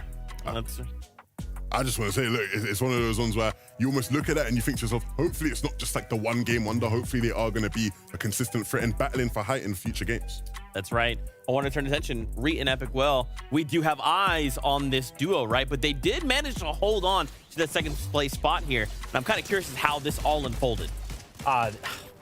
It's phenomenal to watch replay, right? Like, he is so fluid, and he's one of those players that is so aware of everything going on around him. I mean, able to take engagements and then instantly turn his focus to something else as if he was staring at that thing the whole time. It's crazy. Yeah, no, I think when you look at coming into the season, a lot of people are going, including myself, I'll hold my hands up. Okay. Which NA East player is going to pick up Epic Well? Who's going to decide to poach Epic Well and play with him? Reet clearly took offense to that because he's come out this season and he's been on top of the world. He's been playing out of his mind. I'm so happy he's been getting his flowers, well deserved. And to think that wasn't really one of like their best games. They're probably going to have much better games than that, and they're still so high up in the standings. Really, really top duo. Yeah. Let's talk about everyone's favorite topic, none other than Storm Surge. What are you guys seeing? All right, break it down for us, because I feel like you guys have a couple things you want to talk about. I mean, first of all, Storm Surge, right? It's like this threshold, right? This leaderboard against the rest of the lobby. Who has the most damage done until these thresholds are kind of met? And yeah, these positions that a lot of these duos come up with, they're important. Yeah, I think we're going to take a look at Sparebo, right? Because they were here in third zone and they sort of took a position that I think is sort of akin to what you'll see a lot of teams play when they're playing for Surge bases, right? A lot of teams will look to base up and look to control certain areas of the map. So you see up here on that ridge, right? You know, there's sort of the ice, there's different biomes. He's on a much higher layer than everybody around him. And from that position, they just have so much vision. The line of sight is ridiculous. He can sort of sit up there and hit as many shots as he really likes. And Sparebo, props to him, he's got the aim to sort of match, right? You can see here, those are some shots on Tariq, right? So picking away at teams all around. And the position, of course, is important, right? Getting that elevated position. But where he does it is also important, right? Because as you can see, this game, that third zone was pretty north pulling, which means that all these southern teams actually have to make their way up to this position as well. So he actually places the space on the south side edge of that, knowing that all these teams are going to have to rotate towards him. Boom, easy tags. Yeah, really made sure to put themselves right in the choke point where they had all the vision of teams. The one thing I would say, right, about the way they played that is that you actually don't really see a lot of the top teams play Surge that way, in that style anymore. Yeah. You typically only see teams like play for Surge bases if they got a lot of spare heals to sort of take trades. True. So it's more of like a classic approach to like dealing with Storm Surge, but it paid off for them there. I like it. NA East really looking to kind of push objectives right now, right? They're really saying, we have to go all out. EU was one thing yesterday, but we're a completely different beast. Yeah, 100%. I mean, listen, week 2, right? Series points are mattering. What's going to be that spark for some of these teams to actually gather some of those series points? Gonna have to find out over these next 4 games. Yeah, you have to make it count. There are still 4 more chances, but you got to use them wisely. We'll have to see. This is time once again. Game number 3 is upon us. I know what you want. You want to find your seat on the battle bus. Get out of the way. I'm going to get in the seat first. This is game 3. Get out. Let's go. And one more time, we are running it back, except this time, it's approaching the halfway point here, Jacob. And for a lot of these teams, we have been seeing some issues as far as that Storm is concerned. Yeah, just a little bit when it comes to being able to get that damage, because it really dictates how you get to play the game, especially with these 6th, 7th, and even 8th, these later zones where you're having to travel across the map to get from point A to point B. If you have to worry about getting Surge simultaneously, that's a nightmare that I don't want to deal with. We've definitely been seeing a handful of these duos going on quite the journey as far as their initial starting point to where they wind up for trying to actually traverse into these zones and make it happen. But at the same time, Jacob, again, with it being game number 3, this is really a point where a lot of these teams could look to establish themselves in that top 5 of the leaderboard. Yeah. And it allows you to kind of have that flexibility in your game plan. And we talk about some of the teams that didn't even make it to this point into the game last week, where they maybe didn't fail to qualify out of round 1 or round 2. And it goes to put so much pressure on these remaining weeks, including this one. A high spot on the leaderboard is a must. Oh, Meezy doesn't even make it to his drop spot. He touches the ground with a little help from, I believe, Coop and Miro. It's actually Rise on the other side, and just lets Controller and Moo just get it uncontested towards Slappy Shores. Just look at the face Moo is making. The laughs are coming through. Gotta be feeling pretty good about that one. There's just nothing left to be done. You're essentially trying to jump into a window out of desperation, but as a solo, that is painful to witness. Just like here, Larssen and Smite so far 2-0. Claiming Naughty Nets as their own. This is the third go around. Nosh is already down and out. Turtle left by himself. It's the West and an East team combined here on these combined regions, going up against FNCS Invitational finalists and Smite and Larssen. Around every single turn, they're there with some sort of an answer, blocking off options, giving Tavern very little to work with because they contested this spot. There's not a lot of loot here in this location, so you got to think Tavern has to be running low, and he gets sent back to the lobby overall, and Smite's happiness continues. As far as Smite's concerned, though, he had the doorway covered. Yeah. There was nowhere left for Turtle to run. Even if he'd had managed to pick up a kinetic blade in the process, had he tried to actually escape, I think he would have just been gobbled up in an instant the moment that Smite got on top of that rooftop. But now over in Mega City, it's an area that we're all too familiar with, especially when it comes to seeing Epic Well and Reap, but more impressively still, and you touched on it last game, Jacob, but the fact that no one has been challenging these two inside of Mega City, despite other teams being in the area, it seems like that vault basically just belongs to Epic Well and Reap. Hey, that's what comes with the territory experience over years. Epic Well being one of the more winning players of the region is Beverly and Sparebow, just trying to escape together some loot here. This is on the north side of Slappy Shores, and the reason why I point that out is because you see towards the outskirts, the top right of that mini-map, you see the edge of the zone, which kind of leads us to believe that we're going to have a south zone this time around. A little bit less room left to cover. At least as far as Bugha is concerned, though. He's just looking to make sure that there's no one trying to intervene with this loot path that him and Threats have established over here at Steamy Springs. One thing that Bugha definitely likes doing, utilizing that kinetic blade, get up onto the bridge, try and make sure that he pushes out as far as possible because he wants this medal. He wants to claim it. Yeah, there's a lot of spots on the map that don't even have middle, or it's very, very scarce, hard to come by. They're just trying to get what they can get. Sauco probably down already because I see Evo's just separated by himself. Maybe his teammate is upriver, but this is not the type of separation you want to have, especially against a team like Scoped and Mason. And there goes the first knock. On the other side, Sauco was taken down by Bucky and Okus. And Bucky stole that one away. Bucky stole the elimination away from Evo. Don't mind if I do. That's just one of those moments to where it's just yoink. Luckily for Scoped and Mason, they at least got some damage. They got some surge to work with. But at the same time, Okus, Bucky, they know job's not finished. They still have to worry about the other duo that's there with them. Hanging out.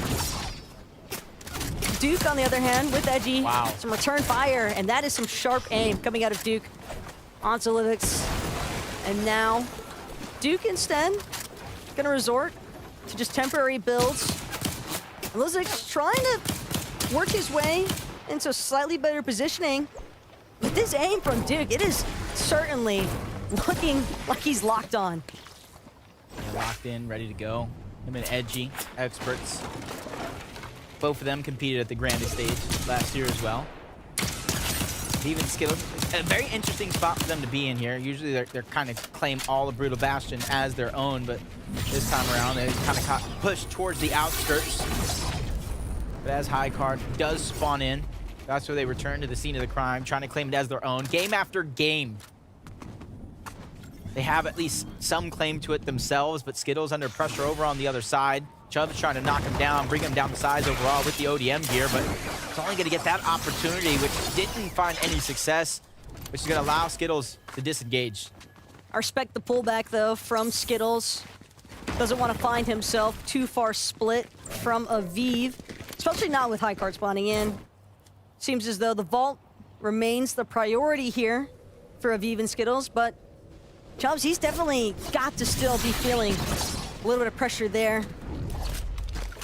Doesn't look like an ideal situation, to say the least. And now for Yaz, wants to challenge N10. It's gonna have to work from top down of Kenjutsu to get there. They have time to work with here in this situation, but it's very, very limited amount of time because Storm Surge, if they're not actually hitting the shots, is going to do more harm than good. And with the zone pulling this side of the map, they're not going to be forced out of this position, so both of these duos, in theory, can wait as long as they want.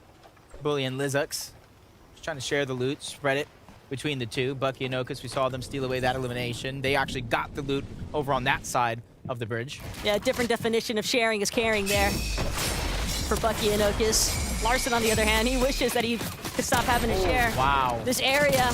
He's going straight for the throat here as Larson will lose Smite in the process. Larson, though, trying to return fire, does get the elimination. Solid pump shot onto Dequented. But it's going to be Larson, forced the Kinetic Blade away, understanding that there's still some pressure from the hills a little bit north of him.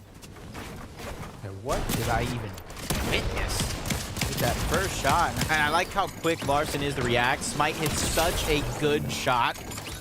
Probably screaming into his ear, he's weak, he's weak. Larson had no choice but to run up, finish that one off. Made it look easy as well. So unfortunate, though, to still lose your duo in the process because having to be forced into the reboot card, looking for a reboot opportunity. Batman Boog, on the other hand, he's just aiming straight into the lead file, still managing to find shots that count. But with all of the sustain that you could possibly want, a couple of big pots, get him back up to full if he chooses to use both of them. Meanwhile, Smite probably regretting that. That's just unfortunate. You're brought back and then instantly brought down. I like the quick thinking coming out from Larson again. Put some shots on the pump and immediately trying to close the distance. Trashy doing a good job of fighting back, giving pump time to work with, try to heal up, but you have to be careful because these are two separate 1v1s. A couple seconds here that Larson has to try to take advantage of. He's going to be able to get into the box. Great shot's going to be landed, but not enough. Great opportunity to really pick up the pace, but this is where Pump's there to close the distance. 2v1 now going to come to fruition, and Larson can't watch all angles. He goes down. Trashy and Pump rise once more. What a beautiful approach, though, from Pump, just to really make sure, because it looked for a second, though, is that wasn't exactly going Trashy's way. Sure, he got clipped at the start with the initial engagement, and it wasn't enough to actually take his shields down to a threatening level, but it's just the fact of the matter that it did seem as though a little bit of panic had started to set in for a moment there, and you just don't want to find yourself having to expend too many of your heals in a 1v2 situation. Now Rise looking to take full advantage of this cache with that legendary loot. Meanwhile, Champs and G-Money, they just want to fight. They want what's in front of them, which is the loot of another team. Pace control is going to be important, but Shield Keg going off.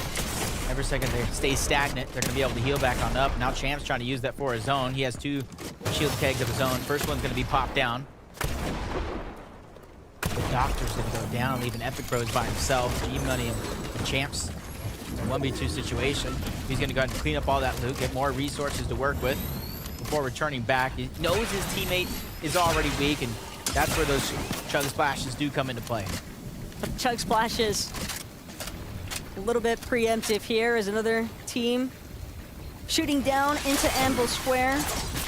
Still, that Shield Keg going to do more than enough to get G-Money back up to full as far as shields are concerned, but it just seems as though shots are raining in from all different directions. They're already stuck inside of the storm for the time being. G-Money Champs wanting to take advantage of the fact that they're still in Anvil Square, still trying to find whatever loot might be left over. It's just, again, gotta be careful of not taking too much damage this early on, because even though it doesn't seem like a whole lot from the initial storm ticks, it builds up over time, and we saw what just happened in the last game with Storm Sickness. Really threading the needle on that one. And that's kind of why we pointed out, and we try to keep track, and hopefully these players can do the same. Maybe their coaches can let them know the situation that they're in, so when we do push towards that end game, they know that, hey, win off, not a realistic situation for you. You might have to go for some eliminations. Scrounge together anything that you can. But only time will tell for some of these teams that are risky enough to take those early game fights, get stuck deep and far into the zone. This one's gonna pull. It's already been going south so far. Pretty even for everybody when it comes from last zone to this one. It's not even though for Pollo is probably a little bit surprised that somebody could actually be shooting down when he's so high up above the ground here at Mega City. A little bit of leverage here, but another duo across the way has taken note. Some nice return fire there from Pollo is gonna ensure that he gets at least a couple of Storm Surge tags in his favor. And overall, still a great view of the area surrounding Mega City. And it looks as though Epic Well and Reet, well, they've got the same idea. They're up on those building tops as well. Rift Island, I love it. Gives players an opportunity to really take control of their own game, and Ajok just gets beamed up. Other players really trying to close the distance. It looks like they just thought elsewhere. They're like, oh, took too much damage. Immediately try to go up. Shoves another player into the distance. He's going to go down to Clarity. It's only going to be a knock for now, but you see Cascarus running across the screen. He's going to try to clean that one up. Ajok and Deshawn, they're just looting up. They're not in a real pressure situation, so they're just being patient. But there's so much loot at the bottom of Rift Island. We're not even factoring in what Rift Island has in store for the duo that actually manages to claim it. Ajok, Deshawn, probably a little appreciative of being able to take out some of these trees. Casker, Clarity G as well, but it's Bryce and Chubbs who are actually already at the top. So some of these teams that are at the bottom, they've got to be wary. They've got to know that Bryce and Chubbs, they're not wasting any time here. They want to claim Rift Island. Yeah, and for them, it means a lot to be able to not only get the heals that come out of it, but more importantly, those overclocked pulse rifles, 131 below the damage threshold. A couple well-placed shots put you more than enough above and give you something you can at least anchor onto. That way you don't have to worry later in the game. As we saw throughout the last two, and probably going to see here again in game number 3, that if you don't have mobility and if you don't have surge and you're forced to rotate to those half and half zones, you're definitely going to have your work cut out for you. But Rift Island being so close to edge of zone as is makes it a little bit easier to not feel as bad about the time expended outside of the zone. Deshawn, though, he's got to be feeling real good about that knock onto Epic Bros. He's not going to waste any time either. Just full elim to boot. But now, has to be careful. Doesn't want to eat too much return damage. Not sure if he's able to catch wind. Dr. Fax and how low he was off to the side there, but Deshawn, he's in the zone, but eating way too many shots in the process. That's bound to be a slurp juice expended. Yeah, luckily for him, though, he does have 2. And typically to win heal off, in most scenarios, you need 1 as the zone's closed. You pop that one, and then you play the rest of your heals. Yamzo and Rise, they're just trying to use anything that they can find to go ahead and save the Chug Splashes and those Slurp Juice, because they know about the importance. The floppers. That's what I want to keep an eye out for, because Yamzo and Rise, they're bound to have this spot marked on the map should we get to that heal-off aspect, and this duo is still left standing. And with those 2 floppers on the ground, there's a lot that could be happening. Yeah. But there's plenty that's been happening in this game so far. And SBG, he's been keeping an eye out for us. So we got to take a look at what Pars and Baka were doing earlier. They've been crushing it so far in this match, and we see them already taking Storm Surge damage, but they're in the Storm taking damage, which will then affect them later in the game. But this awesome rotate all the way on the outside allows them to make it into zone relatively unharmed. Changing up their gameplay from one game to the next. From high ground in the first, heal off in the second, to playing towards the slower side of zone in the third. They're one of the few teams that can say they can change it up at the drop of a hat. not opposed to a little bit of the scenic route. I mean, if it gets you into the zone safely and able to maintain as many builds and heals as possible, that's what matters most at this stage of the game.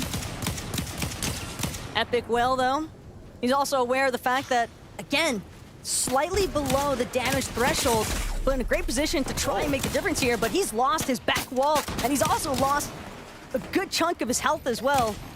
Legendary Slurp Juice will have to come out as a result, but he's still on the hunt. He still needs more damage.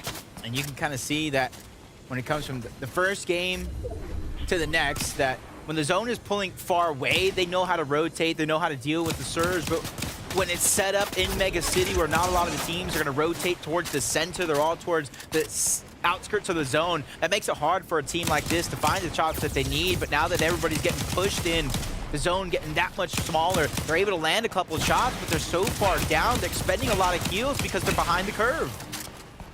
And what had looked like a promising amount of splashes to start has now dwindled at a rather rapid rate here, Jacob, as Epic Whale continues to have to utilize all 6 of those splashes that he once held, and is still slightly below that damage threshold. One more shot would do the trick, but Reetling and Epic Whale unable to connect. No one's giving them a chance. Keyboard and Pollo doing the most right now, just pressuring them, not really giving them a chance to even heal in this scenario. And as you were saying, all of their heals were expended. And they're only 54 above the damage threshold. So you gotta give so much credit to Pollo and Keyboard on the other side to chopping down one of their best competitors down to size. It's gotta be personal now for Epic Will. He's trying to return fire where he can into Keyboard's box. Unfortunate circumstances, for sure, for some of these teams trying to play the high ground territory there in Mega City. All the way down the bottom of the buildings, though.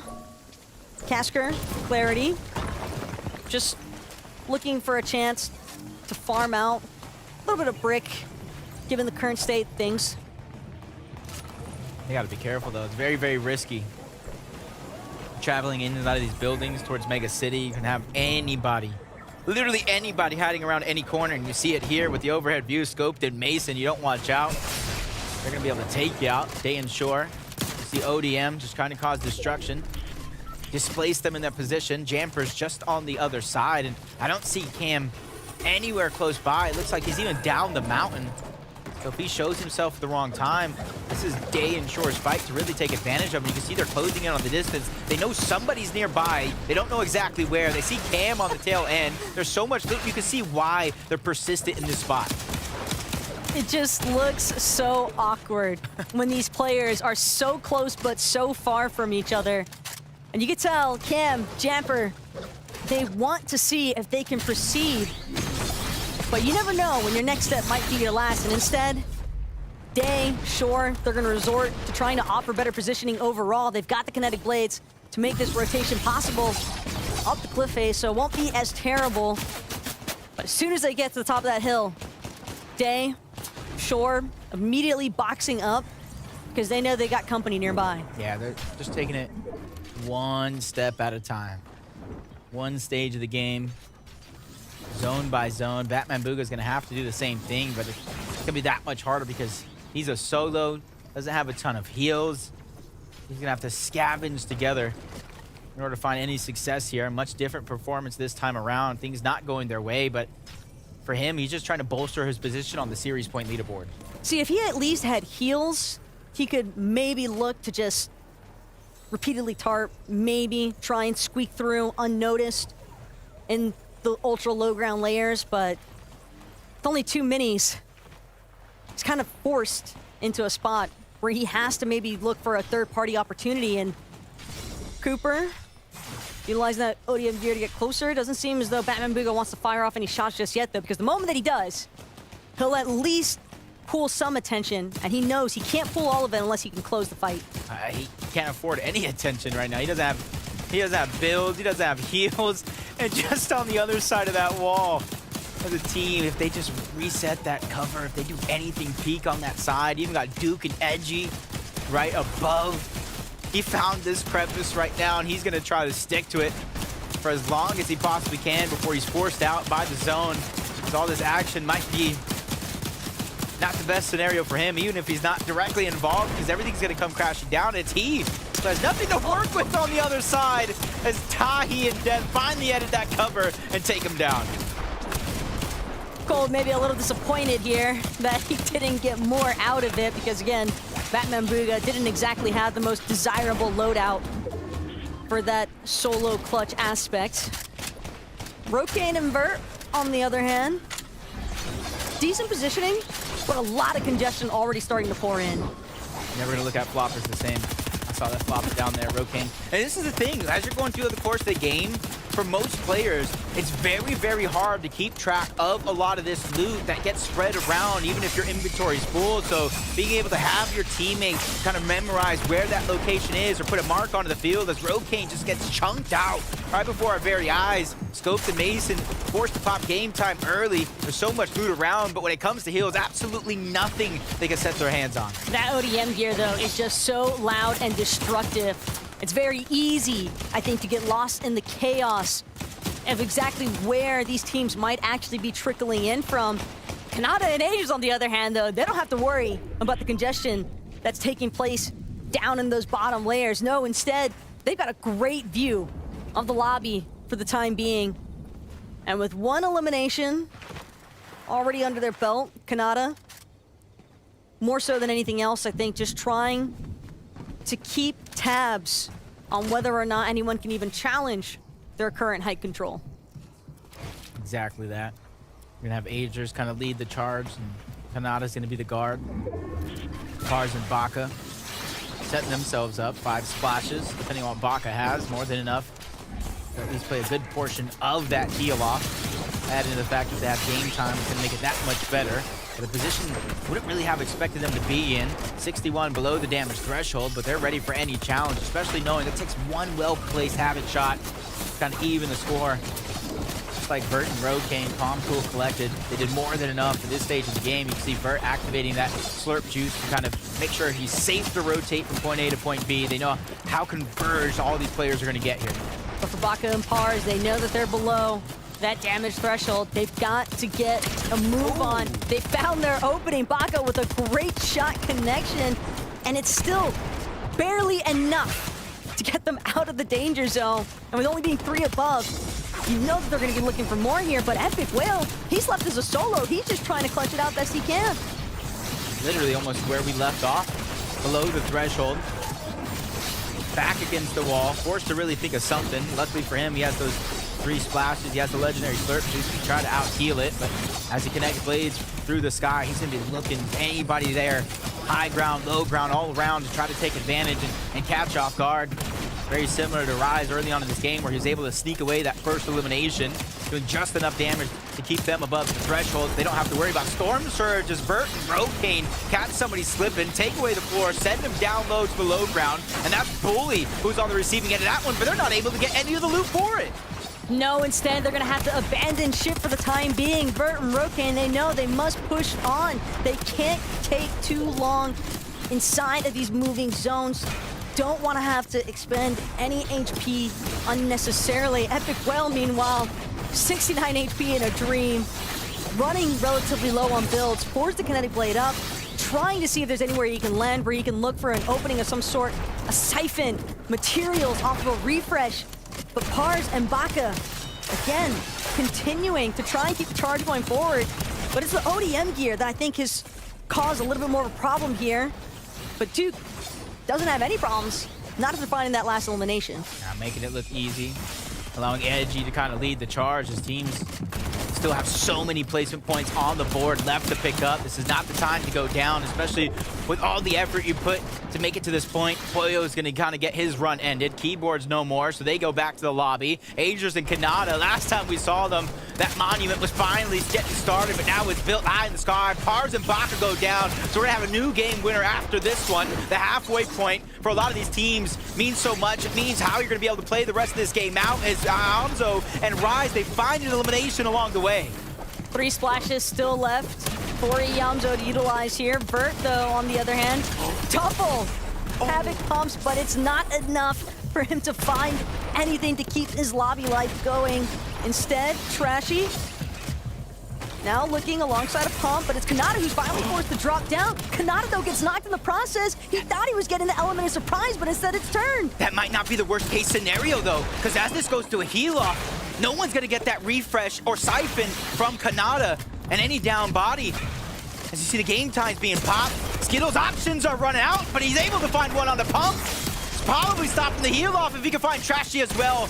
But only has a few seconds left in the zone before it all runs out. Duke as well, leaving so much pressure on Edgy, but he doesn't find any heals. Their run comes to an end. They're gonna at least get top 4 for their efforts. Puts pressure on the Yamzo. Agers, heal off, found a way to Rift Island yet again. There could be so much loot left above, but it doesn't matter. Trashy with a pizza party and splashes galore to take the game. More than enough time left over if he wanted, but that's gonna be it. Pump and Trashy strike. Trashy never even breaking a sweat with that one. He had so many chug splashes still left to burn through. Even if somebody had managed to find him, their odds of survival by that point, Jacob, was just so low. Very, very low, and you can see while he's eating the pizza, while he has the 11 splashes, he opens up another box of pizza and has a fresh 6-pack right behind him as well. Trashy doesn't even celebrate because he knows with 3 games left, the job is not done just yet. Still has a decent ways to go, but a Victory Royale is certainly one way to really escalate your placement on that leaderboard. Yeah, and that's game 3 done. Half of the day is already over, and depending on where you're at on the leaderboard dictates how you get to play the remaining games out. But we're going to go ahead and throw it to Zeke and our analyst to figure out who's on top. Thank you guys so much. Now halfway through the competition here in North America, and once again, it comes on down to a pizza party. However, it's a one-sided pizza party because apparently they had drinks, they had 2 pizzas, they had the win in the pocket. I mean, I'm actually kind of surprised, right? I was looking at the team that made it all the way over to the Rift Island. I was like, ooh, they're going to have a lot of extra heals, but Trashy still having enough to win out in that heal off. Yeah, I feel like it's just becoming a repeated cycle. Every single week, we get to watch these kind of games, and it's Trashy and Pump. They find a way to win the game. These guys are just such an established part of this region, and rightfully so. They're so talented and in top form this season. 11 splashes, man. Absolutely insane. And obviously you can see these guys have always been like this. They're just incredibly focused, right? They're here. They know exactly what they need to do. They have eyes on grand final. It's funny because it's like they don't even celebrate when they win anymore. It's like, another game. Another day. Another day in the office. What are those duos, right? It's like just on their rise. I feel like every single season this season, they're just getting better and better. I've seen some really cool strategies that this duo has implemented, especially in their early game, and it makes me just love their play style, the way that they think about the game. Really looking forward to seeing this duo compete throughout the season. So what is the one thing we think they could be maybe doing better, right? Because it seems like we're seeing their names a lot. Is there anything? You're asking us to nitpick, Z. I mean, they really do it all. Like, honestly, I mean, Pump going down there was maybe something they could have avoided, but I mean, Skittles just hit a crazy shot on him, so just one of those things. Yeah, I think that one's more of like a thumbs up to Skittles than it is come on, Pump. Like, you're almost looking like your hands were tied in that situation. Let's take a look at our standings together, see how things are unfolding currently in our game here in North America. Pars and Baka, they're still sitting pretty good in that #1 spot, but Duke Edgy looking to try and say something about that. And this has been, like, I want to say it's been a quiet day from Duke and Edgy, right? Because I feel like, I mean, I've been watching the games, and it's not been like, I've been like, whoa, there's Edgy and Duke kind of popping off. They've just been sneaking up the leaderboard and be like, hey, Vivid, by the way, we're in second. So excited to see this duo, right? Newly formed duo as well this season, working out in week #2 here. Yeah, like I almost look at their names on the standings and like I look at it and I expect to see like a +32 or something. Like, exactly. Where did you guys come from? No, it's literally like a +3. These guys have been in and about, right, throughout the whole day. But in that game, really showcasing what they've been about so far today. Duke's hitting some crazy shots. And yeah, if these guys can keep playing how they've been playing, there's no reason why they can't finish today in first place even. Yeah, I think the teamwork as well. I saw a very good moment of teamwork kind of come out towards the end of this game. Edgy got into a pretty tricky situation, but instantly his duo was there to kind of back him up. They actually won a 2v2 on the low ground, got that refresh, and that's why they made it all the way into this end game. They're that 2v2 right there, actually. And how, if you're Edgy, how can you not trust your teammate when he's hitting the kind of shots he was hitting this game? Dukes was popping off. Like, some of those shots are very crisp, very clean. You know, honestly, when they look at the way he's playing in that game, like, highlight reel worthy. Highlight reel worthy. so insane. I do want to point out too, you kind of touched on it, Skittles hitting one of the craziest shots. That is what ultimately cost Pump that situation. But man, oh man, Aviv and Skittles jumping up the 2 placements now in the top 5 once again. Even Aegis and Kanata going up 6 places, now being 6th. NA is a battleground this week. Yeah, 100%. And I feel like a lot of these teams, right, they got the Storm Surge strategy down, getting into the end game consistently. That's why we're finding them in the top 10. You'll love to see it. Guess what, ladies and gentlemen, Fortnite fan, we have a very special interview lined up for you guys. It is none other than Tfue. Oh my gosh, Turner, I feel like the last time I saw you, you were so young. Now you're so old. We're so old, man. It's we are old. Just, yeah, you just had to show off the biceps. All right, what's up, Turner? It's good to see you, man. How you doing? No. I'm doing good, man. I'm chilling, living the dream. You know, playing 0 builds, just chilling. That's awesome. Well, hey, man, how are you enjoying the FNCS, dude? NA combined is bringing the heat. They are, dude. I mean, you know, I'm rooting for my boy Kanata out there. You know, okay. He's just my old teammate, so you know, I'm just rooting for him. But you know, I'm enjoying it. I'm just been chilling. You know, drink a glass of wine or 2 or 5. You know, so I'm doing good. Well, Tfue, obviously we used to go, you know, head to head a couple times back in the day, right? Whole lot of things have changed. How do you think we would fare in this meta? Oh, dude, we get absolutely bodied, dude. That's the answer I was hoping for. It's true. Oh, man. Hey, Turner, I feel like I can call you Turner, obviously, because we're, you know, first name basis, close and all that. I do have to ask you, right? Watching these games, what would it take for you to make a return to you know, builds? I know you're in there in the 0 builds, but what would it take to get you back in FNCSs? Probably a, what are those things called? The time machine. Yeah, the time machine. Yeah, that. That would do it. I have one of those and maybe. Rewind the years a bit. I do want to ask you as well, right? Seeing former teammates like Kanata, right? Players who you almost handpicked, you know, players who you played with. Is it like almost like, you know, there's this sense of euphoria playing with, seeing these guys do so well still? Yeah, no, it's sick. It's sick to see that, like, somebody that like I used to, you know, play with, game with a little bit, and see these guys like still kicking, you know, still like popping off and, you know, showing up on the top of the leaderboard. It's sick. It's sick to see. You know, guys like me and Vivid, you know, we're left in the dust, but you know, we're floating away these slowly, guys man. Are still in there. You know what I mean? So it's sick to see for sure. Yeah, well, awesome. Tfue, thank you so much for hanging out with us, man. Where can the viewing audience find you? I feel like they know, but for those that don't, let them know. Dude, I'm on Snapchat. Only Snapchat. That's it. Just No. Snapchat, nowhere else. Oh, man. That's it, dude. Well, hey, Turner, thanks so much for your time, man. We hope you enjoy the rest of the games, and we'll catch you later. Sure, peace out. Oh, man. Called me That's dust. wild. Dude, I don't know. Listen, you would do well, Vivid. You would do well. I think you would do well. He might be on to something, honestly. We would get, yeah. You know what the strategy is? Time machine. You will never know, because we have our next game. That's right. We hold things here, but we don't hold these games. This is game number 4.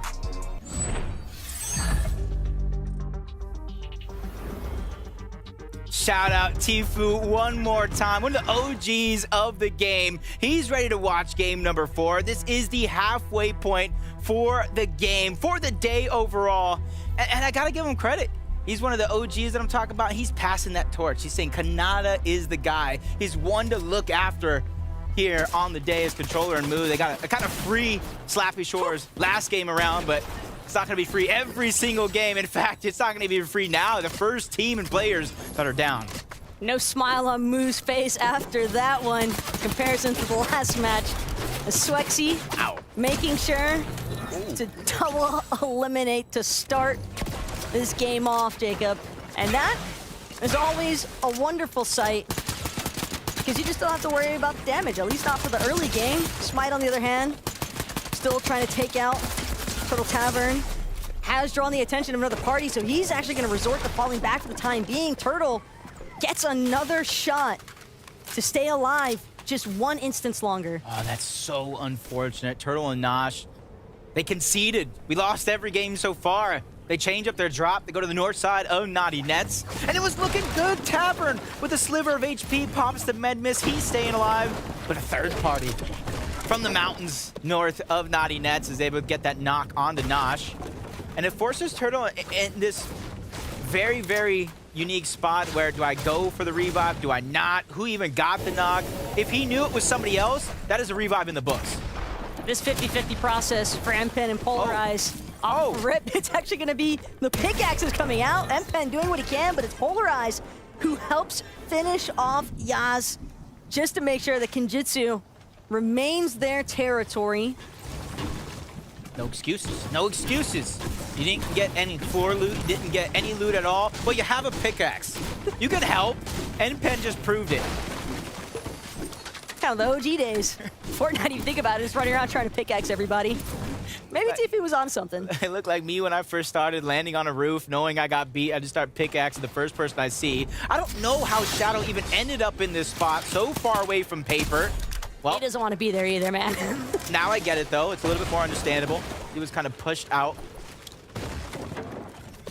Shadow wanted to use that kinetic blade for an escape, but that charge-up time can sometimes be all it takes, especially when you think about the accuracy that a lot of these players are working with in this lobby. I mean, you've got to have mechanics to make it this far, and they've got to be on point, because a high placement here, Jacob, could definitely be the turning point for a lot of these teams in the lobby. I like the way you said that. Like, everybody in this lobby, mechanics isn't necessarily the issue. It's the experience, it's the learning that a lot of these players need to get through that kind of separate them both. But every single player in this lobby today deserves all the credit in the world to be able to even make it this far into the tournament. G-Money just trying to make it that much farther into this game as he was able to get that first knock on the Salco. Evo is going to be left by himself, and you kind of know how that story goes.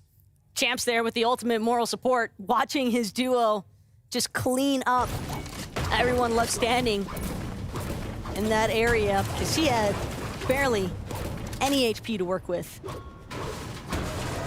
Sometimes it's the little differences, the little bit that a lot of these players have to go through that really kind of separate themselves. Sin and Coop, they're just trying to loot up towards the no side. You kind of see Lonely Labs there. They're on the right side of where Fars and Baka were at moments ago, and they kind of see a player kind of swimming in the ocean. You called it the scenic route. They called it any way to stay alive here as why are there getting three? chased down. Everybody just wants to hang out in this ice cold water, apparently. But Sin, I think his mentality is more along the lines of making sure that Botify doesn't actually get an opportunity to escape from the depths of this water. Instead, he's just still continuing to monitor Coop all the meanwhile, trying to back him up in the process. But these shots that are being exchanged here, Jacob, this is a decent amount of time that both of these teams are using, and it's that time that you're going to have to think about, that you're going to wish you had more of when you're actually looking for rotations for proper positioning. Yeah, I like the way that one was kind of playing out. Sim was just being a distraction, allowing Coop to kind of rotate and get as much of an advantage as possible, but the teammate spots it out, forces a disengagement with everybody, and you can see here, just north of Kenjutsu Crossing, Soneto and DeQuinted. This is exactly why Paper and Shadow were pushed out of this spot. They got that first elimination. You got to imagine that was Paper, and you saw Shadow go down as across Naughty Nets. But sometimes as a solo, that is your best option, is just choosing and knowing when to fall back, because you might be able to get some more placements in the process the longer that you're able to hold on. Cooper and Miro, though, doing what they can to take over Southside Sloppy Shores. And that quick stat, Insanity, having at least 20 points in their matches. Not having a game where they dud it out is huge. And that's a confidence booster going into the next week as well, because you kind of match that tempo. You're trying to match that pace. And for them who land over towards Slappy Shores, having Acorn and Cold not over here allows them a little bit more freedom and room to work with overall, as Okus and Bucky's don't have that same room. The Slacks and Nut are just trying to disengage. They don't want any of this noise, and they see where the zone is beginning to pull south towards the eastern side. So I'm not sure if being the one to kind of rotate towards the north side is going to be the best in terms of your position, but it's going to be the best decision you make in terms of trying to stay alive. Look, as far as Bucky and Okus are concerned, they're at least going to force these guys to expend a good amount of resources. Sparebow, though, getting a little active in that elim feed. My eyes don't deceive me. That's Cooper and Miro. We're just trying to give them the gas up for a second, but there's no breaks when it comes to this lobby and these players looking to take each other out. Hey, Akio goes down. That was the player who helped get the knock on the Nosh early on. Polarized NPen from Kenjutsu Crossing all the way over to Mega City. We asked the question 3 games straight, who's brave enough to contest against Epicwell and Reet? Well, we figured out that answer, but you got to watch out because they already have the loot from the vault, which means 1 pump potential around any corner. And when you're going against Reet, one of the best box fighters, one of the best zone war players, one of the best controller players, he has accolade stacked on his side, but NPen and Polarized, they don't care. They said you could be FNCS champion, you could be president, we're still going to go against you. It's kind of crazy how fast NPen and Polarized decided to even rotate over to Mega City. It seems as though they're not interested in allowing Epicwell and Reet to have that free liberty of taking over the vault. Seems as though they want a piece of the pie as well, if possible. And NPen, he wants a piece of Epic Whale. Shot just short of connecting here with the Havoc pump, but it's Polarized now, forced to retreat. And it's Reet who's actually gonna be the first to get eliminated. NPen taking the claim for that one. Somebody's coming in, third party. Look at them right above. I think that's Nexi might be there, and they might have snuck attack Epicwell and Reet. They have him with his back up against the wall, trying to force him deeper into that vault.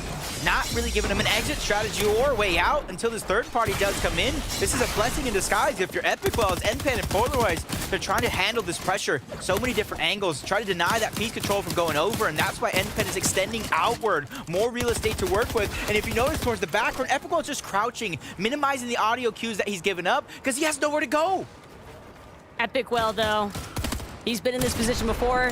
In round 2 of Quals, he found himself needing to clutch it up. So if anybody can find that reboot and go for a deep run in this lobby, I think Epicwell is certainly one that can get the job done, all things considered. But Polarized, NPen, they don't want to let up.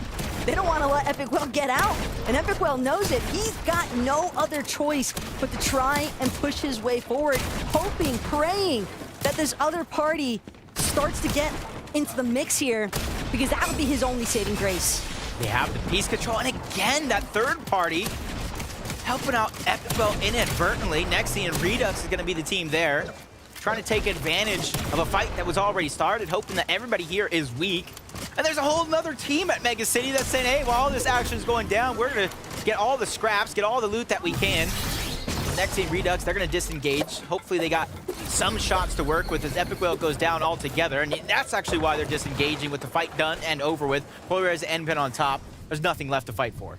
Like, Epicwell, he's a man that could certainly work miracles, but when you've got 2 separate duos bearing down on top of you, there's only so much to be done.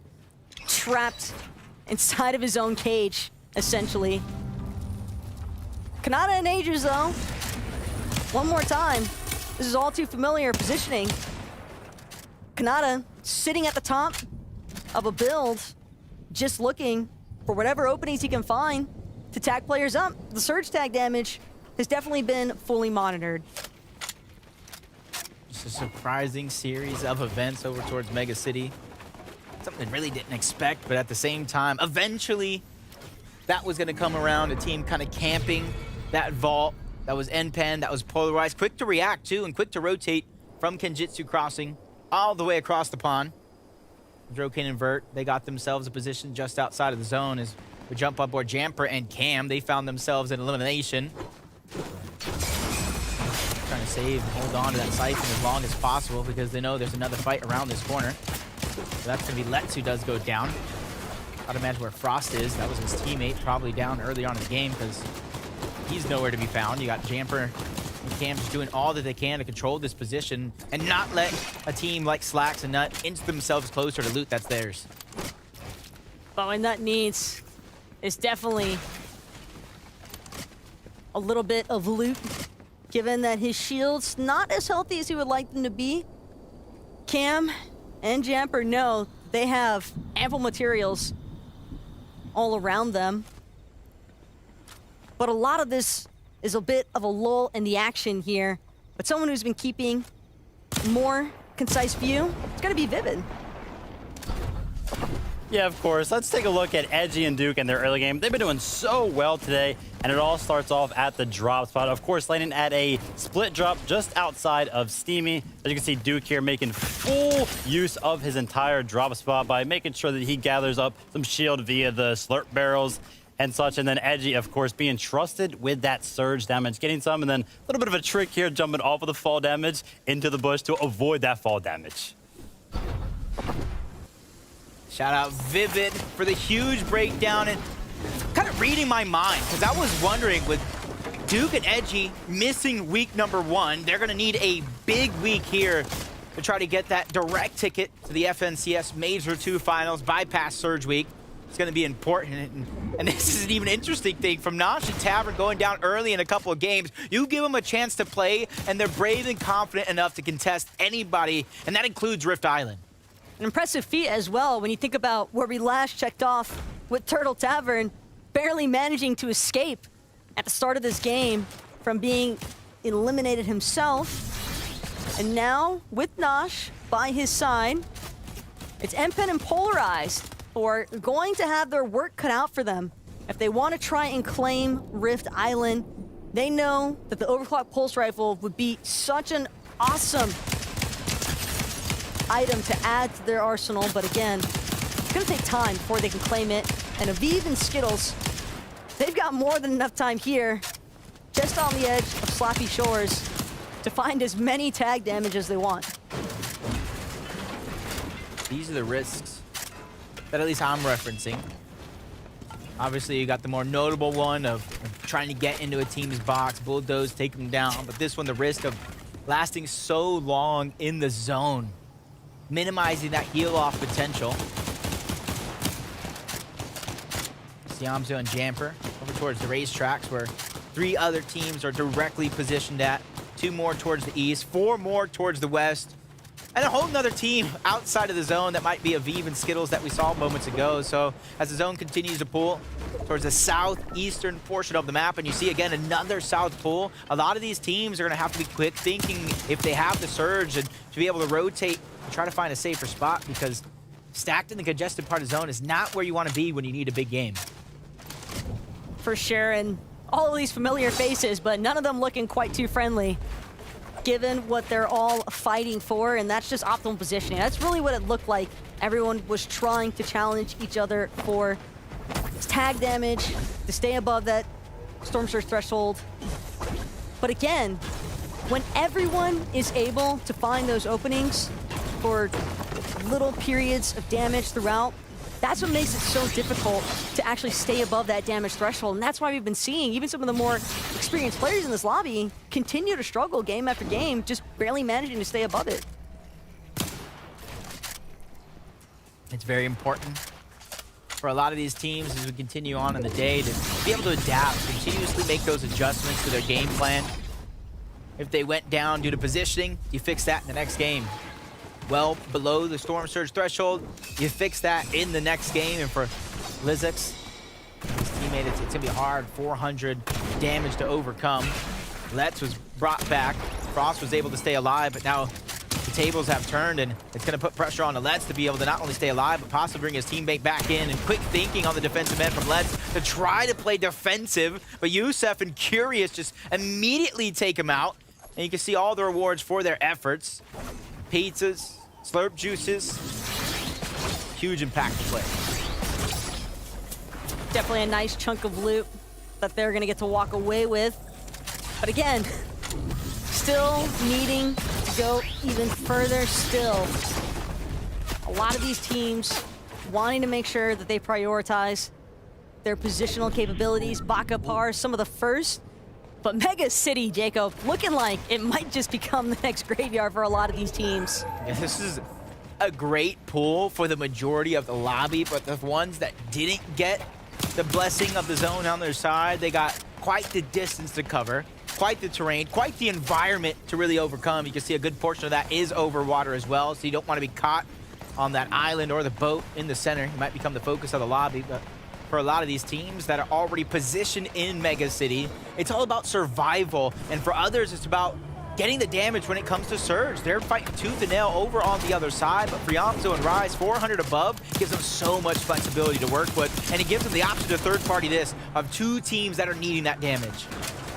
And it seems as though Yamzo and Rise, they want a little bit more here. They recognize the fact that Nut and Slacks, despite eating shots from the side from Yamzo and Rise, they didn't have time to turn their attention because they knew there was still more coming directly from in front of them. And Chubbs will get pumped in the process by Yamzo. A nice shot there. And that's the beauty of the Havoc pump. Having a little bit of that range damage can go a long way. Uh-oh. 43 below the damage threshold for Skittles and Aviv. That's nothing, though. Nothing really to worry about. The Harp on. They're positioning yourself here into the zone. They're trying to get the maximum distance covered. They even found themselves a ridge. It's not quite in zone, but it's going to allow them to try to look back, try to put shots on all these teams that are still trying to rotate, and they're trying to take advantage of the mobility, the ODM gear, the kinetic blade that have these players flying, soaring through the sky. Depending on how these zones choose to pull, though, Jacob, could be kind of gnarly, actually working their way back up this hill face, should things take that turn. But for the most part, Mega City provides so much of a skyline view, but it's going to be deeper into the city instead, by the looks of things. There's nobody in zone. There is nobody in zone right now. There's two teams knocking at the door. They're eventually going to find their way in, but not a single team has the luxury of having that passive game plan ready. And you can see game time being popped, even though they're well above the damage threshold.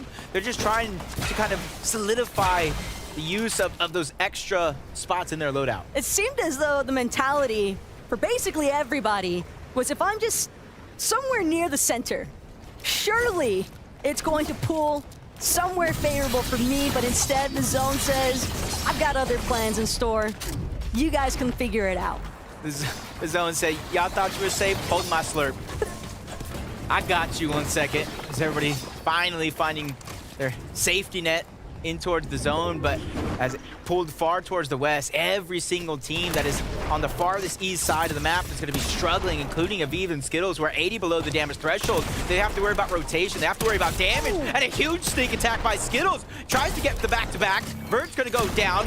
That's going to be a sacrifice, a trade. Aviv gets lost into the mix. Brings it down to a 1v1, and the one-pump potential from the Havoc leaves Skittles standing tall. A beautifully placed shot there from Skittles. That is the main mark. And for Aviv, knowing that his teammate was at least able to secure the pride play, regardless of what happens next, Skittles can definitely keep his head held high for that one. With all the action that we've seen so far, and half the lobby stuck on one side of the zone, and we're only into the top 30. Placement points haven't even begun to set in. And this is an important and impactful moment for Edgy and Duke here in this game. They got 146 points. Well placed up on the leaderboard. They need to be able to hold on to their position. As he looks on, that's Pars, that's Baka who get taken down. So even the best of the best who've already won a game in this lobby are still finding some struggles to be able to adapt from one game to the next. A few teams starting to trickle in to the zone. And it's Edgy who's actually trying to work his way along the edge. Not sure if he's fully aware of the fact that there's a team directly above him currently on the bridge, but definitely had enough heals to at least buy himself a little bit more time. Faction Pamcell, on the other hand, they don't need time because they've got a pretty nice spot here. Just looking to see if they can find any openings for an easy refresh opportunity. Decent amount of builds. Whoa. Primarily just looking for the damage. But Pars and Baka, they were leading the charge, and now they're waiting for the next one. 3 of our top 5 teams are out of the game.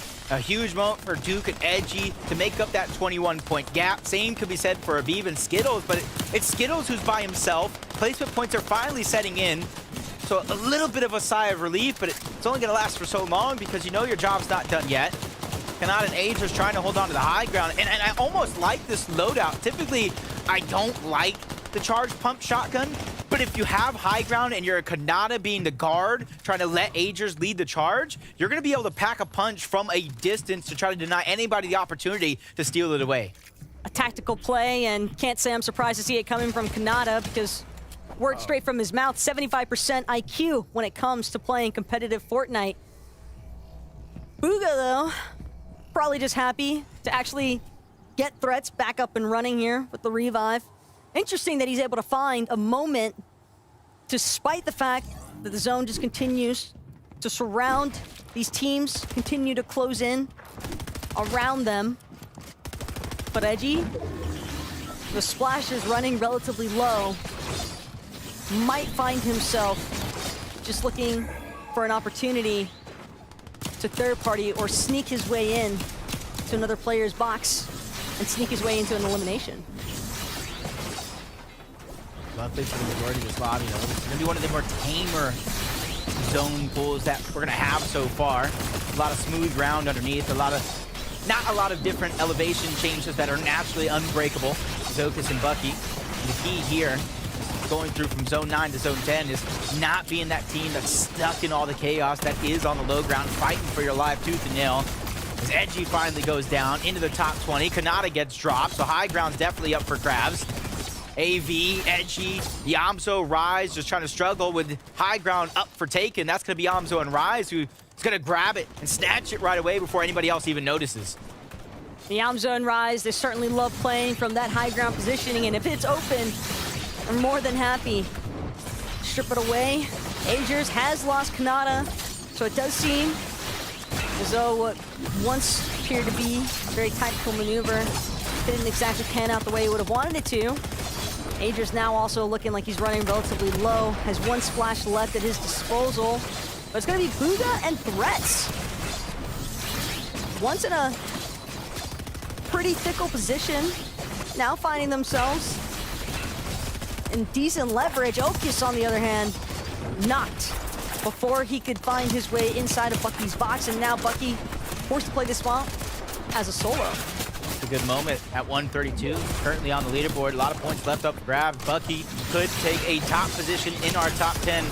About how he executes here in the final moments. He gets coned off, trying to give himself that extra layer of safety before he has to rotate on out. Smite and Larson doing a good job. 1v2 situation. Down goes Bugha, leaving a lot of pressure onto Threats. Bugha at least gave him that second chance at life and another opportunity to call himself a superstar here on the region. As he's trying to ODM, they're staying so far into the zone. This is 11th moving, 12th is on around the corner, and the heal off will begin. Bucky, though, having a heal off with only 10 bandages and 6 minis is not the place that you want to be.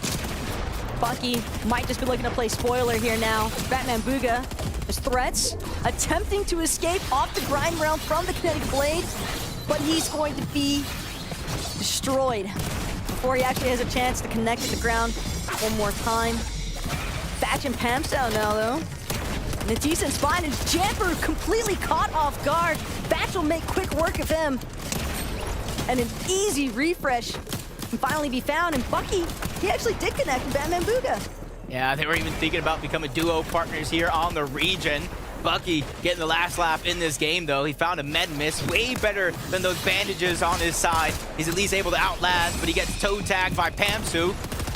Nobody is going to slip past them. The French-Canadian duo, one of the longest-standing teams that we have in the lobby, making some noise, trying to outlast everybody as they get into the top 6. This is where the zone's going to close. Like, they don't have heals. All they can do now is hope for the refreshes, and Bucky will just add on to the pile here. Thatch getting the credit for that one, but way up in the air, it's going to be Yamso just continuing to tarp out above everyone else. Larson, though, he's got pizza, he's got splashes, and a med mist. That's going to be it. It's all going to come down to this. You see what Yamso's thinking. Game time's going to be popped. Huge find. Rise doing a good job of taking down multiple players, trying to stop the heal off. Larson, Storm Sickness is going to tick in. He cannot survive, so it's going to come down to a 1v1. And Yamso, he got full early, didn't even need to finish the pizza. He takes the game along with Rise. Just didn't seem as though he had any concerns. He knew that he had full trust in his duo. The moment that you see the drop, you know that it's just to play Disrupt. Have to appreciate the patience and the discipline to just remain up above. Yeah, in a situation where I would think Yamzo would be the one dropping to low ground, try to pick up the elimination, showing that Rise, IGL, and now Fragger, adding it all to his resume as they pick up that win. And he actually did such a fantastic job, not only stopping the heal off, but forcing Fats to stop his heals to deal with Rise. So even though they did get the Siphon, he wasted their time, allowing for Yamzo to do more than just heal off for that victory. Rise fully understood the assignment. Sometimes you just gotta let your duo have a little bit of the glory. Yep, with 3 of our top 5 teams going down before placement points set in that last game, the leaderboard is up for taking. And now we have Zeke and our friends to break it all down. Thank you so much, of course, Jacob and the best Taco. We have 2 special friends joining us here. It is none other than SBG and, of course, everyone's favorite Vivid lookalike, Mini Miner. I'm his brother, actually. According to the Twitch chat, I am Vivid's brother. So that's the news to me. I see it. Yep. Don't encourage this behavior.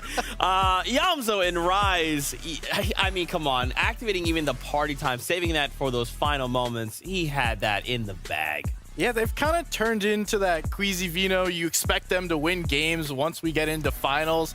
Trashy and Pump, they've been the one that have won 5 straight qualifying games, or 5 straight games in a qualifier. Yamzo Rise are going to be pretty close to that too. Yeah, they are. And I've been impressed with them recently, especially last season as well, just performing so consistently well. This season hasn't quite been the same for them, but I really like the way they won that game. Of course, taking high ground at the perfect moment. They saw that Kanata was only connected out by Wood, got chopped out there as well. And I just know that Yamzo was making that call because he is a loud player. He's like, we are on height, we're going for it. Rise, I don't care what you say. We're going for it. Yeah, absolutely executed well. Once again, as we kind of look back here, once again, going for the heal off, and I love that our casters talked about this. Just once again, identifying one of us is going to go for that heal off. We have all of the tools in our tool belt. The other one will try and find those eliminations and just look to play spoiler for everyone else.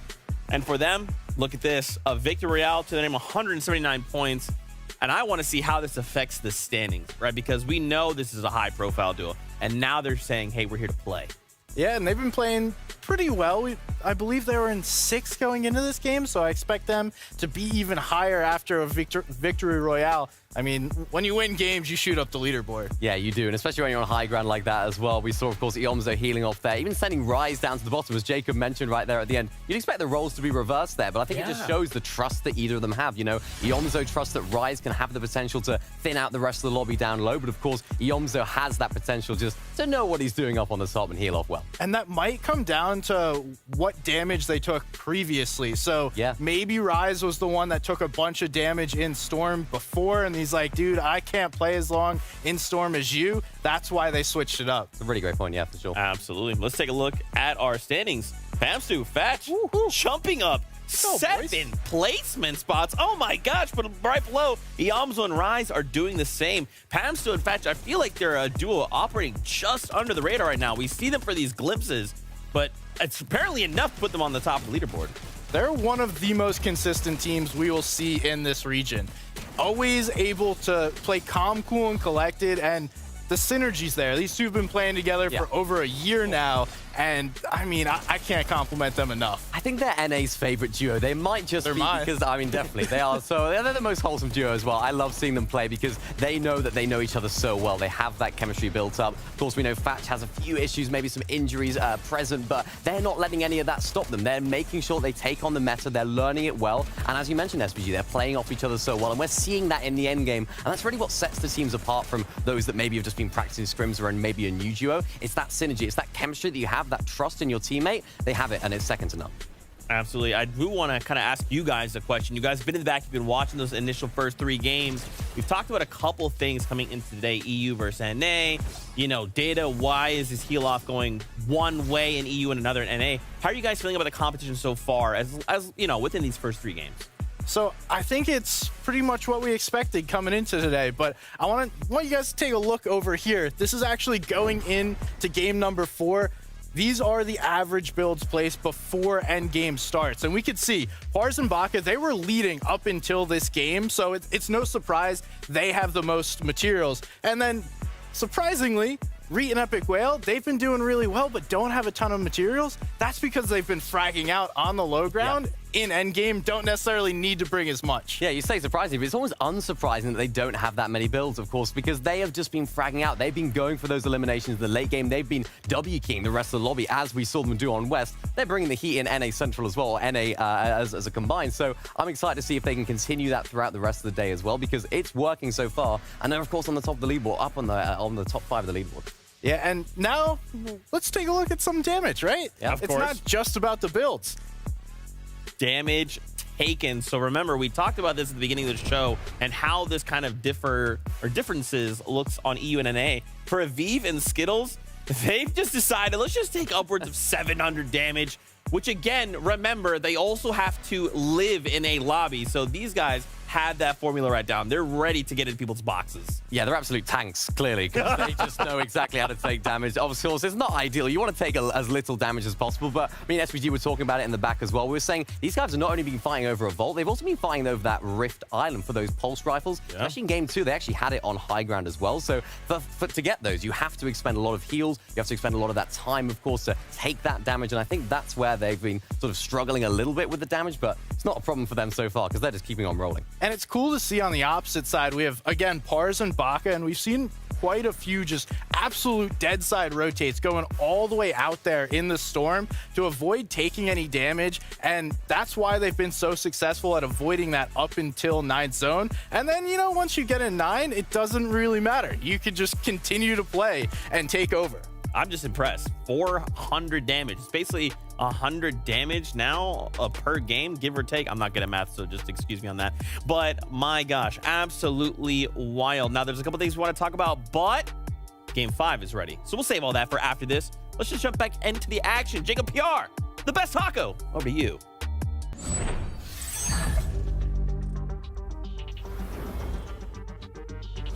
Who would have thought? We're having the time of our lives up here. 4 games down, still 2 games left to go. And with that first place spot still up for grabs. Especially when you factor in that we are seeing some of these top teams in the top 5, 3 of them having been eliminated. It's going to shake up the placements. And if that happens again, Jacob, I can imagine that it's a perfect storm for some of these other duos to work their way into that top 5 instead. Yeah. For some of those teams that didn't make it this far last week, these last 2 games and where you position yourself on the leaderboard grants you series points, which add up after 3 weeks and determines, do you go straight to the FNCS Major 2 Grand Finals? Do you have to fight through Surge Week? Or do you watch it all on the sidelines because you didn't make it that far? Time will tell as we get into our last 2 games. As for Moo, though, a little bit of a hiccup here in the south end of Slappy.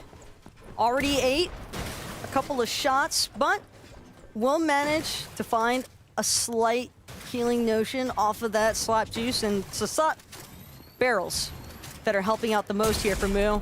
But the charge in against Swexy, that is a lost cause battle as Swexy makes quick work of Moo. Now looking to take out Controller as well. These 2 eliminations could settle the dust here at Southside Slappy Shores. Nice unorthodox angle there from Controller, trying to peek through the window. A lot of action early on in this game. A Sparebow taking down Day in the elimination feed his way. Saw Shadow get contested over towards that lonely gas station outside of Kenjutsu Crossing. Swexy and Meezy are just taking their time.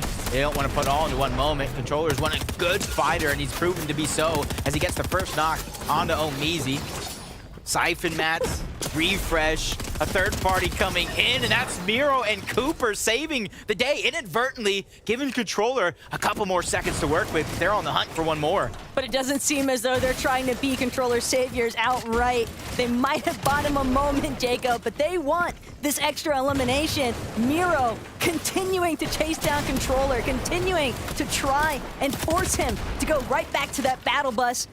Miro continuing to close in. Cooper right next to him.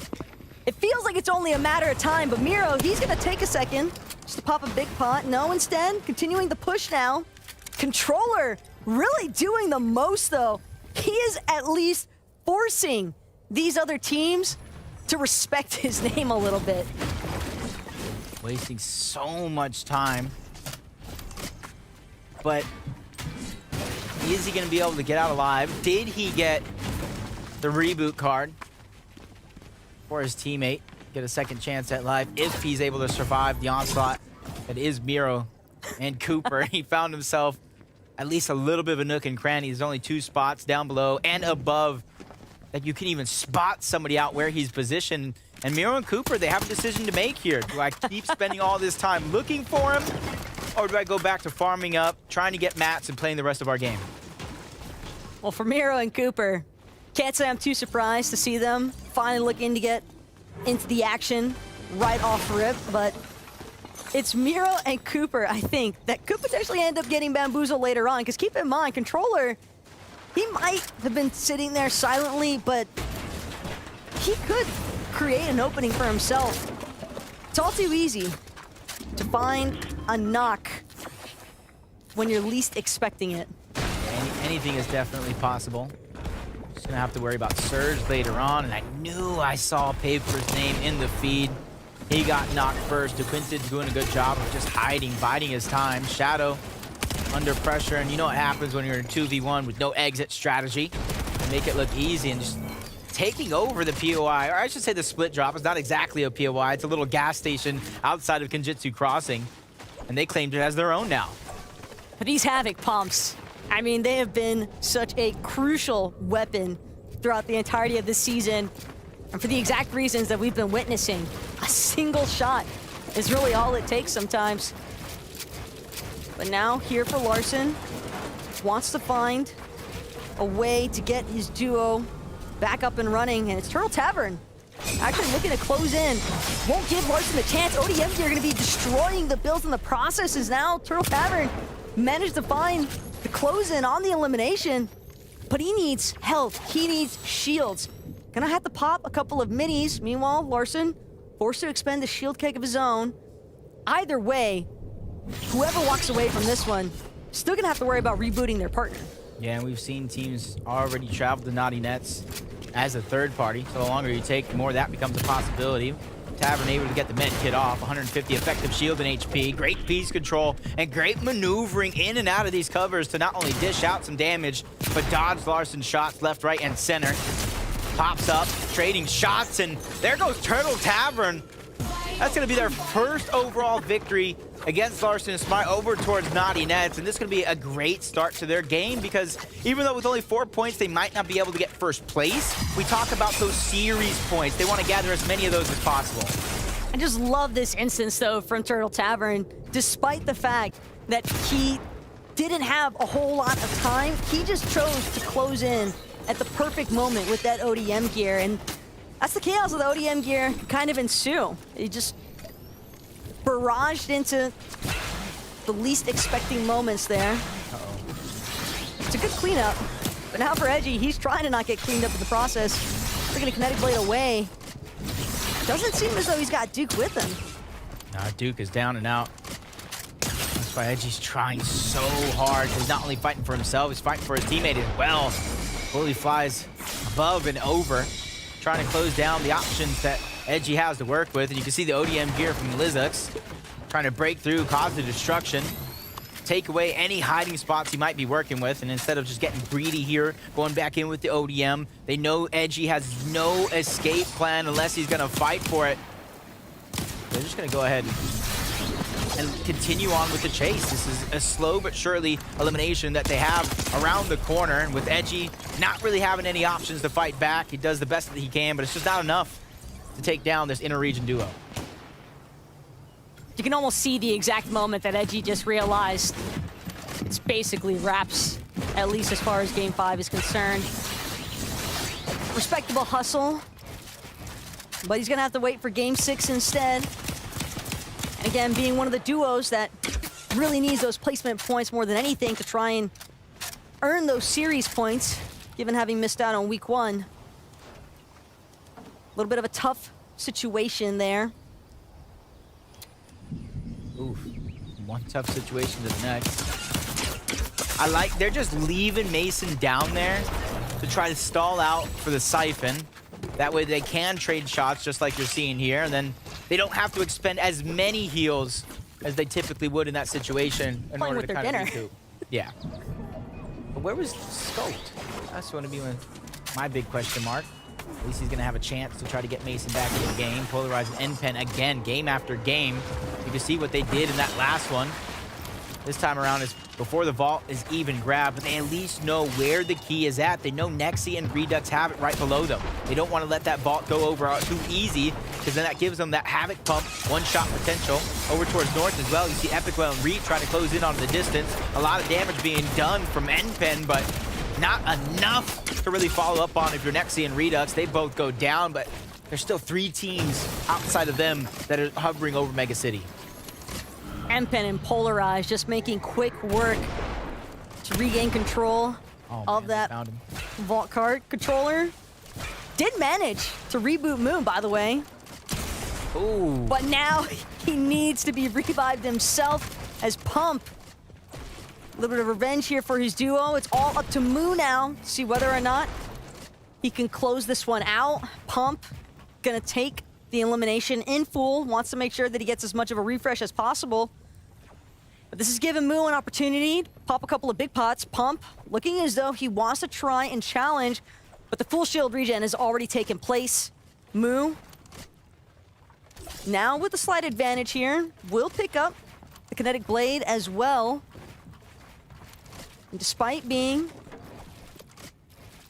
on the opposite end of this wall from Pump, it's the cone that Pump's gonna find good coverage from. Slight connection as well. But they gotta be careful here, because another team might take note of this fight that's going down. I think Pump smelled that one. He just smelled it from a mile away, just sniffing the air. That's a scent I don't recognize as he quickly disengaged. As we're gonna go ahead and introduce a new mid-game analyst to the mix.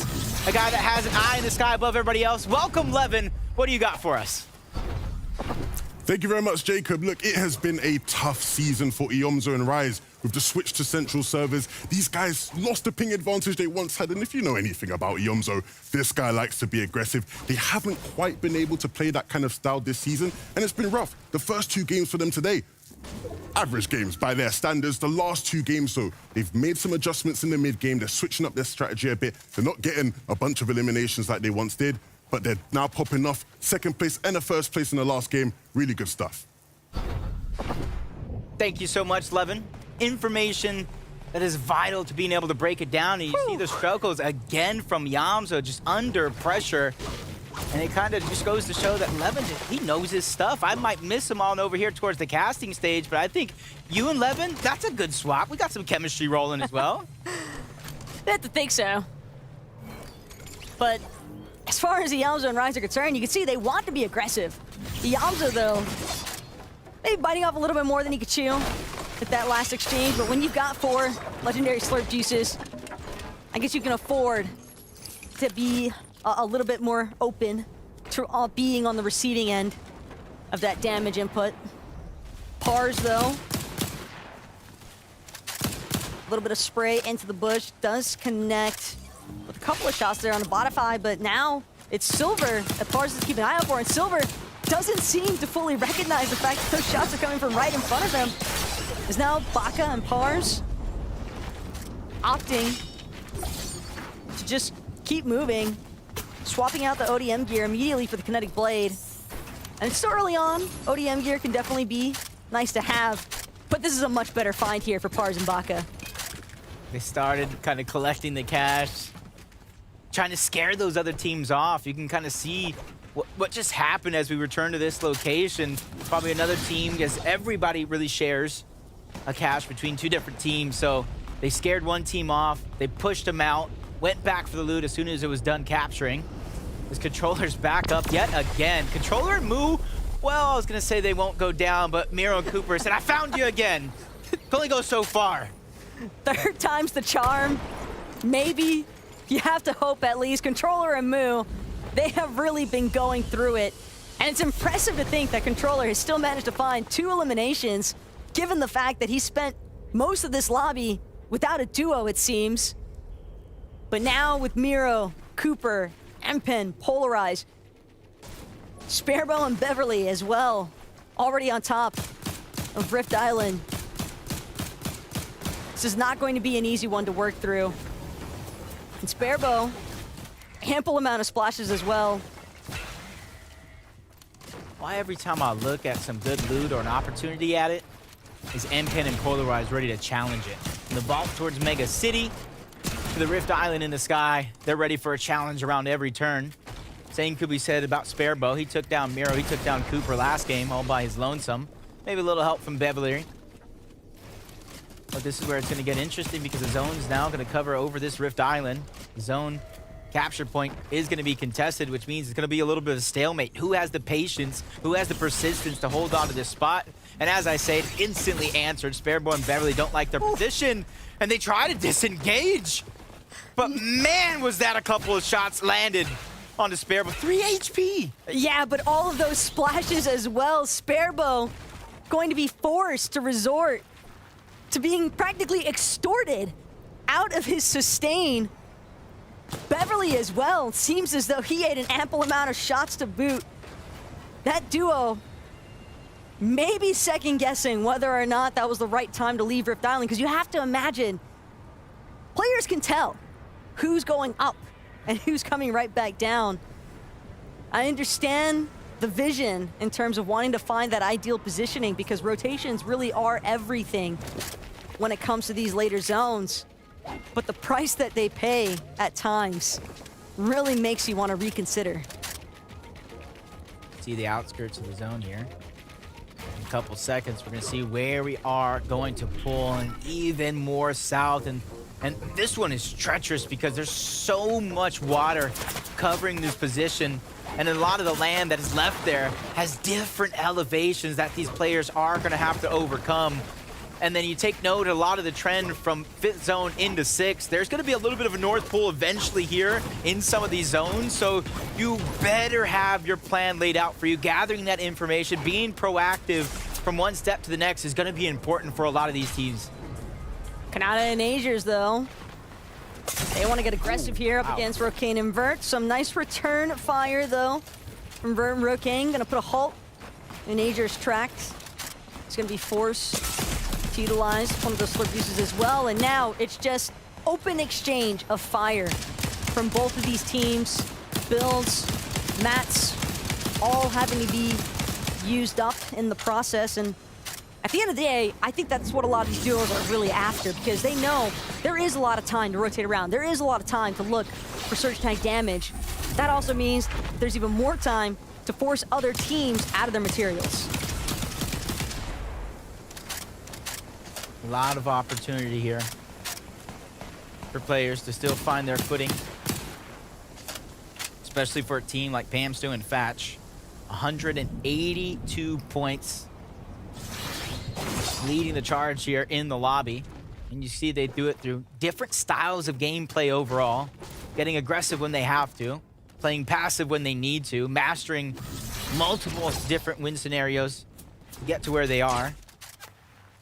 And I would typically say the same about Bugha and Threats, especially the way they performed last week, but sometimes from one week to the next, especially with some changes, it's hard to say as consistent, even if you are one of the best. But with 2 games left to go and a whole 3rd week of FNCS to go, they can still punch their ticket directly into the finals.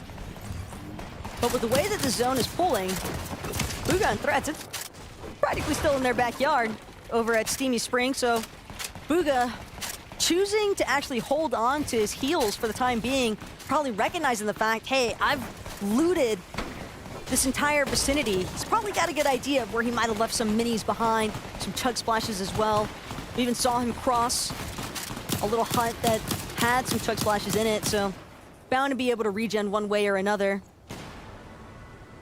But as far as Baka and Fars are concerned, they might find themselves in a little bit of a 2v2 scenario there with Okius and Bucky. It all depends on how they actually choose to rotate out of this south side area of Mega City.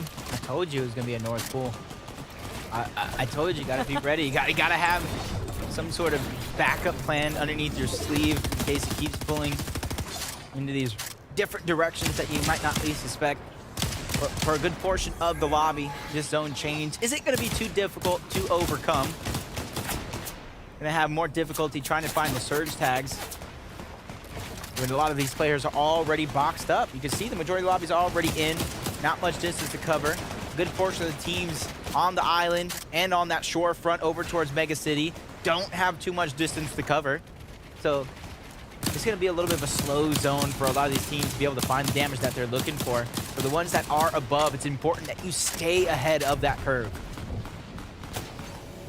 Angels and Kanata, certainly a team that's all too familiar with trying to maintain the high ground. Rokain and Vert, meanwhile, gliding in, but it's not effortless. Instead, Vert instantly going to lose the entirety of his shield just about.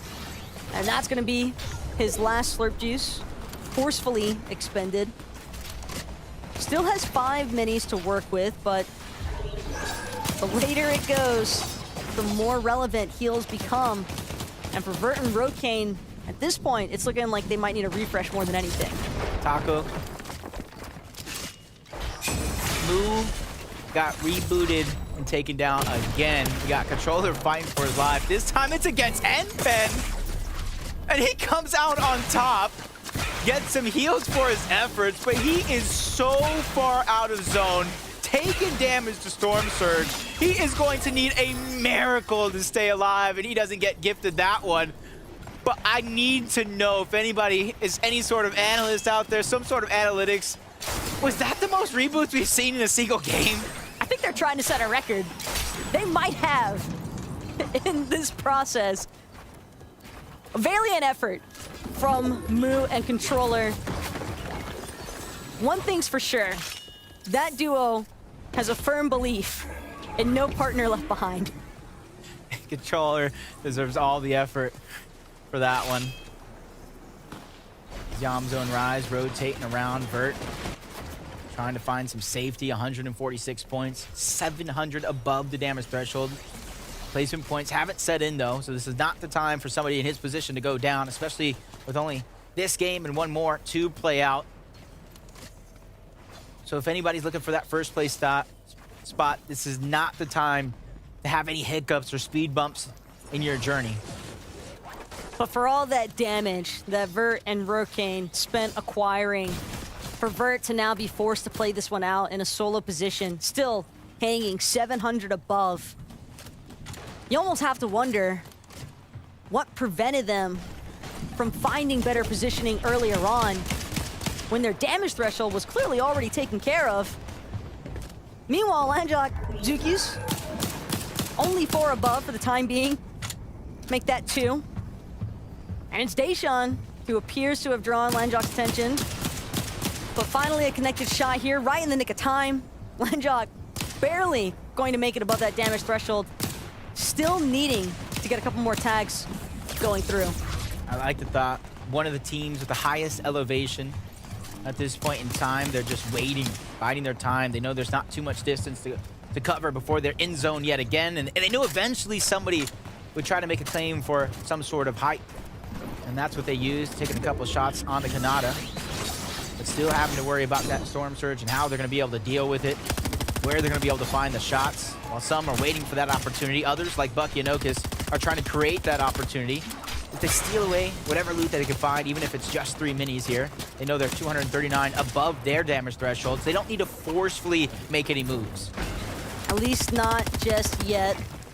But that could change at a moment's notice. Especially without proactive, NA tends to get with aggressing into each other.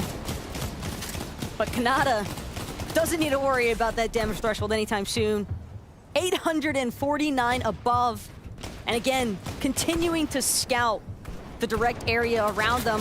A slight layer above, but it's Okus and Bucky who get caught out in this ultra low ground. Okus, in fact, barely managing to hold on for dear life, trying to do whatever he can to buy a little bit more time. Splashes now going to be used in the process here, but Okus, the walls are closing in around him.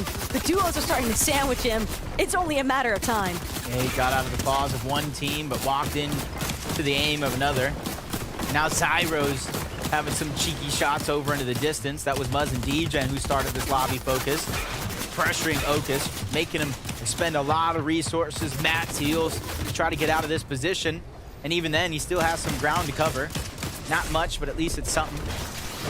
Cam and Jamper, much more distance to overcome as they're continuously trying to find anybody that gets left behind the zone. 375 above. Not necessarily looking for damage when it comes to Stormsurge, looking for anybody that's staggering themselves too far to the backside of zone.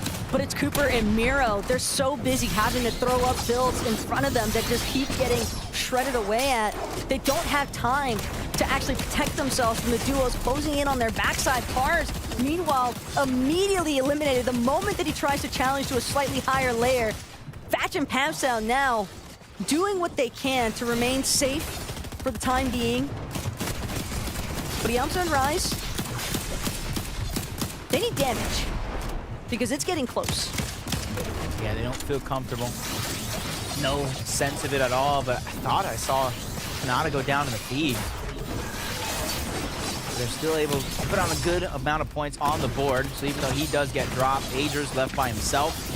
Very, very capable of coming up big. You saw last season how confident Kanata was in his teammate, and typically it's Kanata who's forced to make big plays and clutch up a lot of these points as a solo, but 10th zone moving into 12. Slurp Juice popping a little early, some would say, when it comes to Agers, but when you're in a solo, you need to be able to make it as far as you can, especially with 19 teams still alive. There are so many points still left on the board. Threat just completely catching a duo off guard. And that's the treacherous part, too, about maneuvering through a lot of these builds, Jacob. You never know when a wall might be opening. Cam, too much of an opening, left behind, gets knocked. Now Jamper forced to try and bear the weight alone. But Pamsound, Fouch, they're still making it happen. They're still managing to build through. Nobody convincingly has height just yet. But as I say that, Degen goes for it along with Muzz. They protect themselves because they almost got taken down. Shot down by Bugha and Threats, and you can see them getting separated. Booga's just trying to go to the front side of the zone, lead the charge. Jamper's doing what he can as a solo, even forces flashes earlier out than he would hope. Over the water, though. This moving zone takes everyone hostage here. These players are going to have to continue building out. A lot of those resources, typically you see a lot of players having in towards the end game. They're right out the window as you finally get into a top 10 situation. Zone hasn't even closed just yet, so you gotta pay attention to the timing if you are gonna start your heal off. But for the players, for Jamper, he's not gonna have that potential, so he's just trying to gatekeep and bust anybody's games on out. Degen and Muzz almost get chopped down, but Jamper doesn't have enough charges left on the Cadet's Blade to make that one come through. That's not gonna stop him, though, from trying yet again. Meanwhile, Rise, stuck in the water, stuck trying to build up, but he runs into another duo, gets a great connection, and it's gonna be Thatch who gets knocked because of it. Pamsound now forced to play this one alone, but Agers finally getting cleaned up in the process. He did what he could to make it just a little bit further with the placements, but Bugha and Threats, they started off in Steamy Springs, and they're making it all the way through still in Mega City. So where the heal off is gonna begin. Threats, he's gonna be the one to try to stop everybody all around, but he gets taken down early. Nothing for his efforts into the top 3. Zenetto trying to do the same thing, trying to just protect the Quinton the best that he can, and he's doing a magnificent job. And now he's up against Bugha, 1v1, trying to stop the heal off, doing such a magnificent job, but he goes down. That's the World Cup champion, Bugha, trying to rise to the occasion, but he runs out of heals. He runs out of opportunity, has to find the Quinton, but from one to the next, heals are running out. His Slurp Juice is all he has left, and he doesn't! Bugha takes the game by force! He's not the world champ for nothing here, Jacob. That is a play and a half. Bugha had one chance to make it happen, and he took it by force. They were better off just running away. Running straight away from Bugha. And you can see the teamwork coming through from Reds and Bugha. This is how they were finding those eliminations. This is how they were finding those refreshes. But what a big play, because those were the mats. Those were the mats right there that saved Bugha, gave him time, and allowed him to clutch up tenfold. The fact that he also managed to get that legendary Slurp Juice off in the nick of time, just not enough force there from DeQuinted at the very end. And again, it's just, you almost feel like Threats might have been the ultimate bait and switch there, because you see him drop into the water, you're just like, Threats? Oh, okay, hold on a second. But then you realize that Bugha was planning it all along because he wanted that. I think that play right there might have been the play of FNCS so far. Even though it's only been 2 weeks, I think that one is the one we're going to be watching from time after time. But we're going to go ahead and throw it over to Zeke, Miniminer, and SBG to break down the leaderboard after 5 games. I'm thankful you guys could not see me lose my mind after what I just watched. 11-2K called this at the start of the day. He said, Bugha and Threats, they're that duo that the day might start kind of like, iffy, but then suddenly there's a switch. They come online. This was that moment. They have awoken. Finally, they've done well so far today. Not amazingly, but this is the game where they have awoken. And Bugha, we have to give huge credit to Bugha here because I think what's most important about the way he played this was his patience, especially on this last elimination. So many people would have opened big. So many people would have opened such a big edit here, but he knows this is the World Cup champion, if you don't know already. But this is where he knows. He just knows not to make a big edit, not to exaggerate his peak there, and he did it absolutely perfectly, SBG. Yeah, you see these up-and-coming players sometimes make some plays. Bugha, fundamentally sound, you know, has done 1 or 2 things in his career, maybe a bunch of FNCSs in a World Cup. Either way, the fundamentals, like you mentioned, so important there, not giving the opponent any kind of angles, and we're seeing them shoot up those leaderboards. 6th place now, up 11 placements. This is why we talk about this from time to time. You just need one good game. You're never truly out until the games are all concluding. There's not much you can do after that. But if you have a game, you can make changes like this to the standings. A single interaction for Bugha there. Absolutely insane. But now as we start to kind of like go up those standings, we see the top 2 haven't really moved. Pamstu and Fatch, these guys are a dynamic duo. And I don't know what they're doing, man, but they are just saying everybody else, top first, that's ours today. Yeah, and we saw the stats. 7 out of the 10 games won so far have been by a team that has stuck together or played together before. Bugha, Threats, they're changing that, so now it's 7 out of 11. Nonetheless, it works to stick together. Pamstu, Fatch, you mentioned having one good game. They're saying, no, we're going to have all these good games. And we see it once again, gliding through this end game, perfection, and just doing everything they can to secure as much points as possible. They're just so good at it, aren't they? Shooting the same play when they make an edit, being shoulder to shoulder, making the same peaks as well. They are, as you mentioned, perfection, almost personified in this duo because they just know how each other play. They're bouncing off each other so well, and rightfully so in the top spot by a decent margin too. Absolutely, man. And look right no further than the Yums and Rise to be the duo right on their heels, right? Also another duo to break into that 200 threshold. These guys are also really trying to prove to us why sticking together is important. We've seen these guys for, I feel like, years now paired up, but now they're really saying, hey, look, we are a dominant duo. Yeah, and they've been dominating the low ground in previous seasons as well. This time, unfortunately, it couldn't quite work out. From as you can see, there's that's water a little too down low. On the low ground. Yeah, a little bit too low. The water was definitely a factor, and of course, Rise he had no materials. I noticed this when watching the little POV. We saw the drone, and we could see Rise just on the low ground, fragging out as much as he could. No builds to his name, almost no HP, and these eliminations here, these clutches 3 in a row or 2 in a row, were absolutely beautiful, and that's exactly what saved the game right there for him. Well, and I think this play personifies what makes great players great is the opportunity to just get a few more points. Just grab a few extra points. And in tournaments, we see that's a reason why they're up there on the leaderboard contending for that first place spot, making the difference every single game. Just getting a couple extra points is huge when it comes to 6 games. And just to highlight here, I wanted to call out specifically Jamper, right?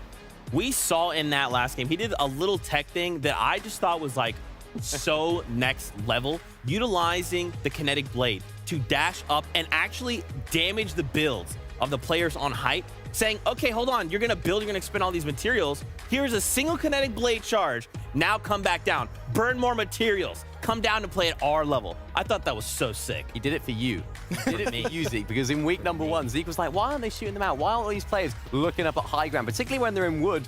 they're not looking up, but Zeke, you know, he did it for you. He kinetic played up. Maybe we call it the Zeke strap. We'll try and pattern that. The Zeke strap. Yes, it is now the Zeke strap. There you go. Absolutely not. Let's talk about Aegis and Kanata jumping up 5 placements as well. We talked to Kanata at the start of the day. Remember, this is a duo that didn't make it in week number 1, so they have to show up huge.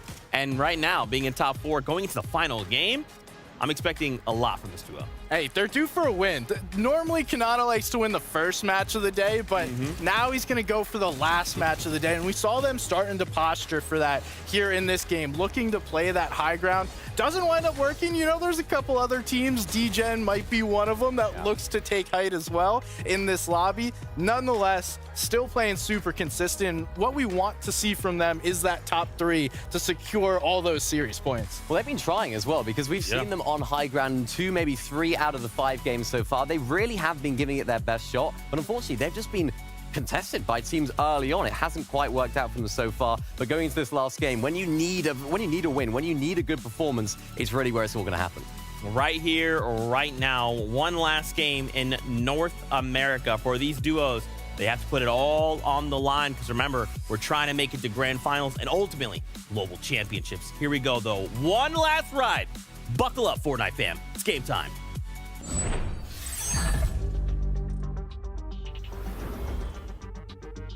5 insane matches so far already here today, Jacob. And if game number 5 didn't just set the precedent of what we can maybe expect to happen here leading into the final match of the day, I don't know what will. Yeah, and there's so much still on the line going into this last and final game because we talked about the format leading into this. With the battle bus ready, so are our competitors for the last go around. And depending on where you're at on the leaderboard, the series point leaderboard I speak of, after these next 2 weeks is going to decide, do I need a top 25 placement in the final week? Do I need a top 3? It's going to put some of these teams really on notice of how they've been performing through those last 2 weeks. Well, I'm glad you brought up the top 3 because right now, that top 3 in the leaderboard, probably not feeling the most safe, the most comfortable, especially when you think about the fact that a team like Bugha and Threats, they jumped 11 places. And it all starts right here, right now, as Spotify and Grimes already finding their first elimination of the lobby. It's going to be Sin FPS forced to just wait and see how the dust settles in the final game of the day. Where Coop is just trying to hide. Controller and Moo go down in the feed. No heroics this time around. They've had enough of your reboot antics. As Coop is just trying to sneak around Coxie and Botify. They know at least one other person's here, but you see what they're doing? Instead of hunting down Coop, they're not wasting any time. They're just looting up, they're farming up, trying to get resources, trying to get mats. Because they know they can always return back. Coop's gonna have to go back for the reboot card if he wants to get his teammate back in. Coop would have to be a madman to try and challenge right away, and they're fully aware of it. Turtle Tavern, on the other hand, he's stuck inside of a bush. Actually, no. Scratch that. He's about to be fully eliminated, and Smite continues to try and chase him down. Not willing to overpeak it just yet. Will wait for backup from his duo first, because he knows Turtle low enough from that TAC SMG spray, but 5 ammo might be the primary reason why we see Smite choosing to fall back on that one. Bucky and Okus, though, more than happy to collect an elimination for themselves. And it seems as though the usual suspects are definitely the ones popping things off first. Yeah, being able to grab as much as you can. And you can see Krim did have some shield, so decent amount of damage when it comes to Storm Surge, especially when in this early game. Still gonna have to think about where they're gonna continue to get those tags from, but at least they got something to start to build that confidence. Pars and Baka even starting to get active in this last and final game. They don't let their early games that they've had, even that victory, go to waste on the day. A little left up there on the scope. Just a friendly, hey, you know, I'm right next to you. Reminder there from Okus. Deshawn and Ajax. Not sure if he's fully aware of the fact that Tulets is lurking right below him. But it does seem as though Deshawn is aware enough and definitely spots out one member on the beach. But we'll wait it out for the time being. It's going to be ODM gear, straight to destroying the build in case somebody was inside of it, which Deshawn has now found out for certain. He can at least rest assured that Tulets is now fully exposed. Typically, you see it in zero builds, but that bubble shield perfectly thrown from Frost like he's a Fortnite quarterback or something playing for the Lucky Llamas. Allowed Let's to get out. It allowed him to cover that distance safely, even though he didn't necessarily go and find any sort of comfort in the shield bubble. It was just to get from point A to point B without taking any damage. And now leaving no choice from Ajok and Deshawn to disengage. Otherwise, it's going to be a risky play if they continue to move forward. Definitely doesn't seem super ideal. But a replay of what's taking place here for Baka and Pars. Now, this is a team that has certainly been making themselves known in this lobby, and for Grimes, it's no different. A quick elimination into the feed is now Rexo, chopping away at builds, trying to chop into a piece of the action here. Epic Bros, Pax, not looking the most comfortable, all things considered. But it's Cyrus and Rexo. Rexo finding that knock finally onto Epic Bros. He's gonna actually toss him in the process as Pax forced to try and back up his duo. But it'll be another double elimination instance here. And some really nicely established surge damage. And from one fight to the next, that's been going on throughout the day. No pun intended, but it's Day and Shore against Fairbow and Beverly. They've been actually going back and forth between these two. Almost like a grudge match here. Bragging rights up for grabs as Day's getting back down. Pushed lower and lower, and a huge shot gonna be tagged onto his knees. Shore has that high ground, and he's trying to attack these covers, get any of these pieces going underneath his control, and he finally drops into the box, and it works out. He's able to take down Sparebow. Beverly's able to fight back, though, bringing it down to a 1v against Dave, who's hot on his heels, and he takes him out. No fear in his eyes. Able to save Shore and bring him back into the game. Day not gonna let controller players be misrepresented for even a moment. Really nice mobility to ensure that he can clutch up for his teammate there, but now it's up to Paper. Clutch things up with Shadow, trying to take out Pump and Trashy. Arguably one of the more centerpiece duos in these lobbies so far. And right there was just the prime example of that pump charge shotgun. He's able to get the piece control, even got the edit. Unfortunately enough, didn't get the charge off in time to deal enough damage, which means disengage is gonna come through. Epicwell and Reet once again claim the vault, but they get contested by Polarized and NPen. On the outside of this battle, again, this is a huge switch up from what we've been seeing in the first half of the day from Polarized and NPen. Landing towards Kenjutsu Crossing. Now they're just trying to fight with the best and prove that they can contend. Some really nice damage there, though, from Epic Whale. Gonna put a bit of a halt into that aggressive charge from NPen and Polarized, but no, instead, NPen doesn't seem afraid, but it's just too much to handle. Epic Whale, Reet, not trapped inside of that vault this time. They made sure to escape right away, and now reaping the benefits of their engagement. So much materials, resources, now at their disposal. What a strategy. A little bit of a mind game. Polarized and NPen doing so well last week, making it to this finals, performing well. They're just playing those mind games with Epicwell and Reet, who failed to make it to the finals last week. So they're trying to make their job and reaching the finals that much harder. You gotta maybe even wonder, Polarized and NPen, do they want Mega City as their own? Look, I know it's a red eye, but that's still impressive as well, how quickly they were able to connect the shots. Despite the rate of speed that that ODM gear can send someone flying at you.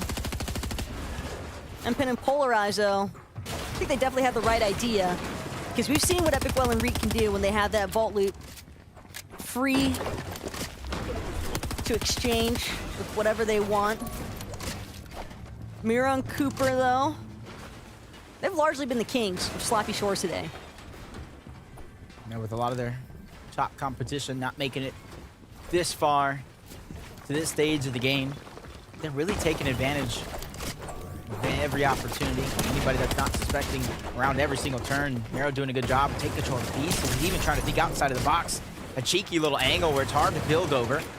It's forcing them into another position, another rotation where the pieces aren't going to try to get stolen away. Miro just persistence, taking different angles, bobbing and weaving in and out. This is just absolute magnificent play coming out from Miro. Not letting his position go known. Somebody clip that one. I would love to watch it later. That was nasty by Miro. Just constantly up, down, left, right. Almost felt like a cheat access code that he was trying to plug in there. But Miro can't be stopped with Cooper by his side for the time being. And Sloppy Shores still has another duo left standing, but the action's now at Brutal Bastion. Because Zero, Yas, they know they've got some friends lurking by, and they gotta remember it's not personal, it's just business. This is actually interesting to see. A lot of teams switching up their drops. The ones that were over towards Genjitsu Crossing. Yas and Zyro is going to be one of them, switching it up. They get the Mythic Havoc Pump, which means they probably pushed Aviv and Skittles out of this location. But Chubbs and Bryce are just trying to hold them in towards that vault, not really give them an exit strategy to work with. And if they are going to find their way out, hopefully they have to fight through them, but and they gave up too many layers for Yas and Zyro to climb, so they're going to have that free exit for when they want to take it. That's kind of the thing about these last few lobbies when you think about it, because you start to see a couple of different strategies breaking out, teams recognizing the fact that, hey, I understand there's too much to contest where I was originally at. Let me use a little bit of the element of surprise here, so we can catch them their team off guard. And it's surprising how well it can work, because these teams will get like that false sense of security when they haven't been challenged so immediately. That's why I look at a lot of these players and see how patient they can be, especially in this last and final game, to where you're not high up on the leaderboard. Sometimes you feel antsy to try to get eliminations, try to make up for lost time, pick up some extra points along the way. I mean, Bucky and Okus, they're our third place leading team so far. But Rise and Iyamzo, they've certainly been doing everything they can to try and maintain their positioning for that top place in the leaderboard. But I think Vivid might be able to give us a little bit better insight. The battle is on in game number 6. Only 17 points separate Pamstone Fats and Iyamzo and Rise. So let's make sure that both of these duos are doing well. Rise has that ODM gear. Iyamzo opting for the Katana or the Kinetic Blade as well. Take a look at Fatch and Pam's duo. Fatch actually going to be dropping the ODM gear for that Kinetic Blade. And then Pam's duo as well. Going to be farming up, has a Kinetic Blade of his own. Of course, claiming that cash as well. So looking close between these top two teams. Shout outs to Vivid for the quick update of our 2-horse race. Trying to fight for that first place spot and the majority of those series points. And for some, that means they could be a little lackadaisy next week, depending on the overall outlook of that series point leaderboard. They might not even need to even make it to this final round to qualify that far, and that's where you see it. 19 points, Taco. 19 points is the difference between first and second place. Basically a placement and a half in the last lobby, if you really think about it.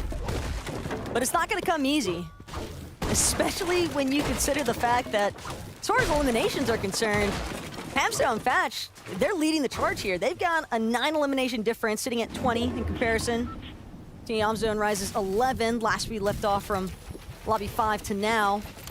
But again, placements are really where the point disparities are going to take place. Yeah, and this is one of those teams, honestly, I am shocked. I am surprised, flabbergasted throw in a couple more words that I want to make up. Kanata and Agers. This is like, goes against everything that they've learned. 5 eliminations, but still a top spot on the leaderboard. Goes to show that they can adapt with everything thrown at them. Meta, zone, anything coming their way, as Bylov trying to do the same thing. Lands a massive shot onto Cyrus, taking him down. Rexo's just kind of left, trying to peek at the right time, even gets a piece in, gets shot after shot to land onto Bylov. ODM gear to try to cause some chaos, but it's not going to be enough.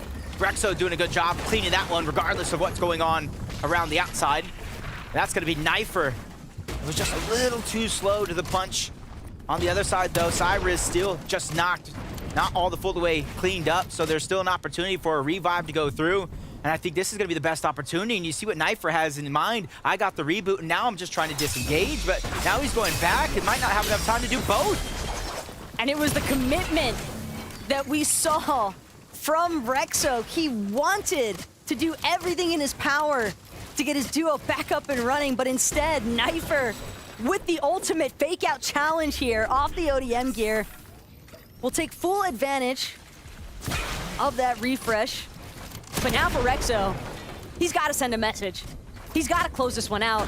He wants to push in against Knifer. He doesn't want to let his duo's elim be in vain.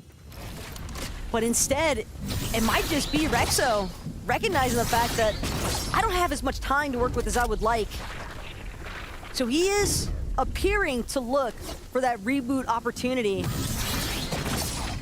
But that's a tough spot to be in. Just giggling to myself because while all that was going down, they were kind of stalemating each other.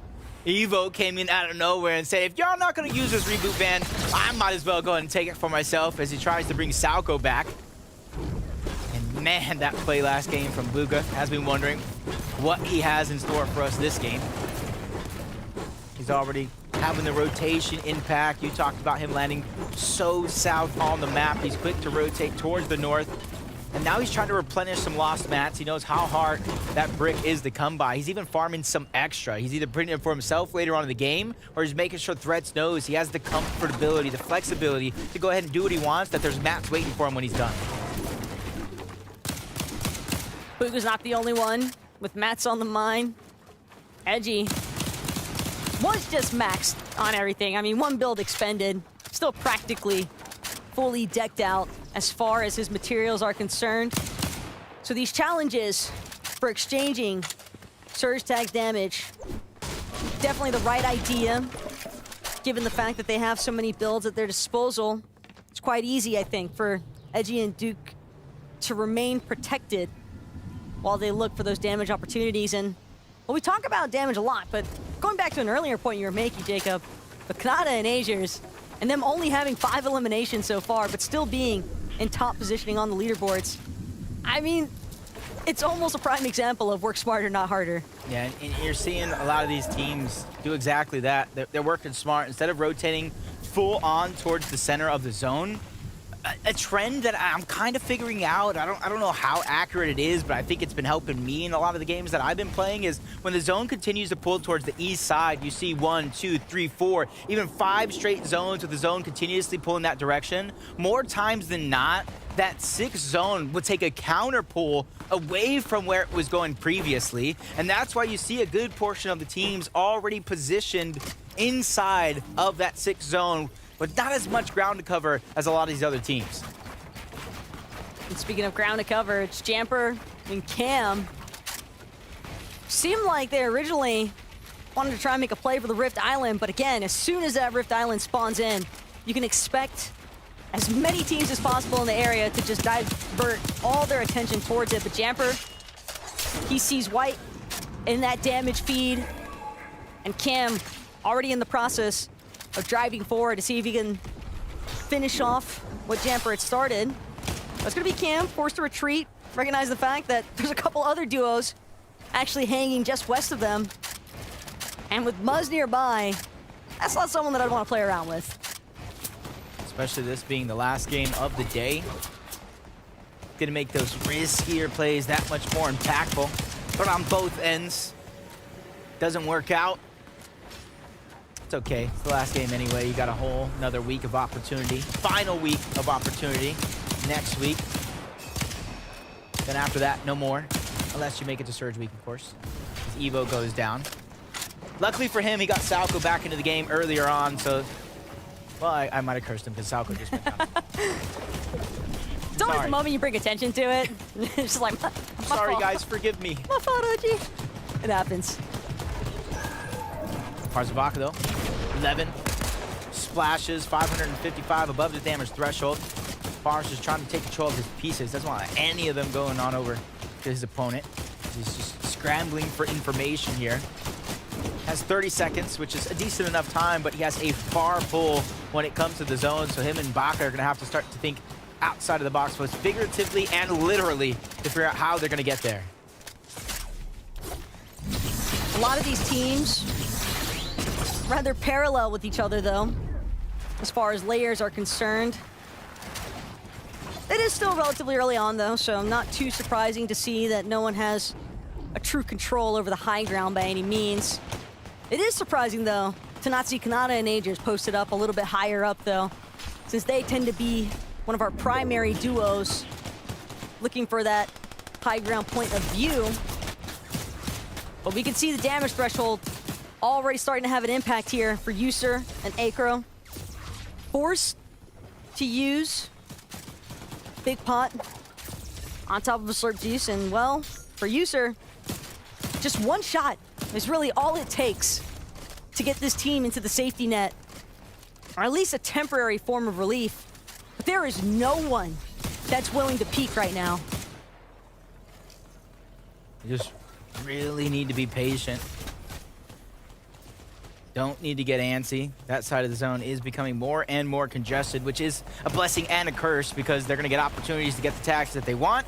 But with ODM being their primary source of rotation, it's going to be that much harder to be able to make it through, as Kanata and Agers being the first team to at least fight for some sort of elevation here in the lobby. Not much to really boast home about, but as soon as they do pull zone just like that, that's where they're going to be able to try to build that monument in the sky. But just as they get that opportunity to, it's Vert who challenges them. Box is up right next. He's under pressure, focused on the lobby, and you can see what Kanata peeking through the cone, deciding, is this something worth fighting for or not? Vert, though, left as a solo. Not too sold on the idea that Kanata and Agers have recognized that it's easy to kind of feign having your duo attached. And for Vert, the main thing he's got to keep in mind here is, well, if you know that there's a duo directly beneath you, maybe try not to draw too much attention, but he is seemingly still willing to see if he can create an opportunity, maybe find a good shot onto either Agers or Kanata. See if you can knock one of them, then you're just in a 1v1. Yep. Second place, though, Yamzo and Rise. We tuned in before. His placement points haven't set in just yet, and they haven't picked up elimination. Depending on if Pamsu and Fatch are able to find any success when it comes to fighting. Still 19 points really separating these two teams as Storm Surge turns on and activates again. It's just a warning for now, letting anybody know that if you are below, you better start thinking about what you're going to do and how you're going to be able to gather it. As Agers goes down again from Scoped. Now it's up to Kanata again. Can he get the res? Is he playing it as a solo? Kanata at least will find immediate revenge there by taking out Scoped himself. And it does appear as though he will successfully bring Agers back into the action here. A nice revive opportunity. Splashes now having been expended. A couple of minis still left as well, but Kanata's gonna have to utilize both of them to get his shields back to 50. Those two splashes likely soon to follow here. Epicwell and Reet, though, slightly below Surge. Again, a beautiful shot connection, though, from Reet, going to ensure that he gets above. And now it's Kanata who's left to worry yet again. Reet, Epic Whale, trying to charge into their box. Again, they're struggling when it comes to Storm Surge. Even with getting NPen and Polarized earlier on in the same match, they're one below the damage threshold. A much better spot than they were in games ago, though. But as time passes, they continuously fall below, but Epicwell still finding opportunities to try to sneak some shots in, but just not enough as they're going up and below. Rexo is by himself. Reet wastes no time trying to get in the box. He's trying to do what he can, but under pressure, they got the tactical sidearm as well. Rexo goes down. And a huge moment for Epic Well and Reet when it comes to Storm Surge, as they're now 146 above that threshold. But look at Baka and Pars, so far above the entirety of the lobby. Meanwhile, at the very bottom, we're seeing one of our contenders for that first place spot, Rise and Iamzo, playing out in that low ground opportunity. It's area that they're familiar with. But this is an uphill battle for them, so to speak. As long as Pamphlet and Fast are in it, but Oki's huge shot onto Epic Well, immediately returned though by Reet. And it seems as though Reet, he's not taking any survivors here. Now it's Bucky forced to play his life. Huge turn and burn opportunity for Reet. Trying to find anything that he's working with. Bugha and Threats trying to do the same thing. In the unlikely scenario that Pamsu and Fatch and Iamzo and Rise do go down, there's still more than enough points for Bugha and Threats to try to take that top spot along with Kanata and Agers. Pars and Baka trying to wish that one to fruition as well, as they're high above the rest, raining down shots from above, pressuring everybody into positions they don't necessarily want to be in, as Agers trying to lead the charge along with him and Kanata, find that spot that they can work with, but Kanata goes down. He gets lost along the way. Very terrible news, but for anybody up for the task, it is going to be Agers. Pamsound and Fatch, though, they've started to make their climb up, and up with the kinetic blade, but Iamzo, Rise, they're still in it as well. But they have so many teams standing between them and finally working their way into those upper layers. Now, Rise, Iamzo, trying to be careful because there are so many leftover builds that these players are having to traverse back through. Iamzo, Pamsound, both of us having to be forcibly spectating to Pamsound nearly going down in the process. But we'll get off that slurp juice in time. Yeah, as me stressed over watching that one, I can only imagine how he's feeling at this stage in the game. Forced to drop down low, out of mats, out of resources, out of time as well. 1v1 versus Tragedy. Fatch in to save the day. He's doing all he can, but the last of his slurp juices are going to be used.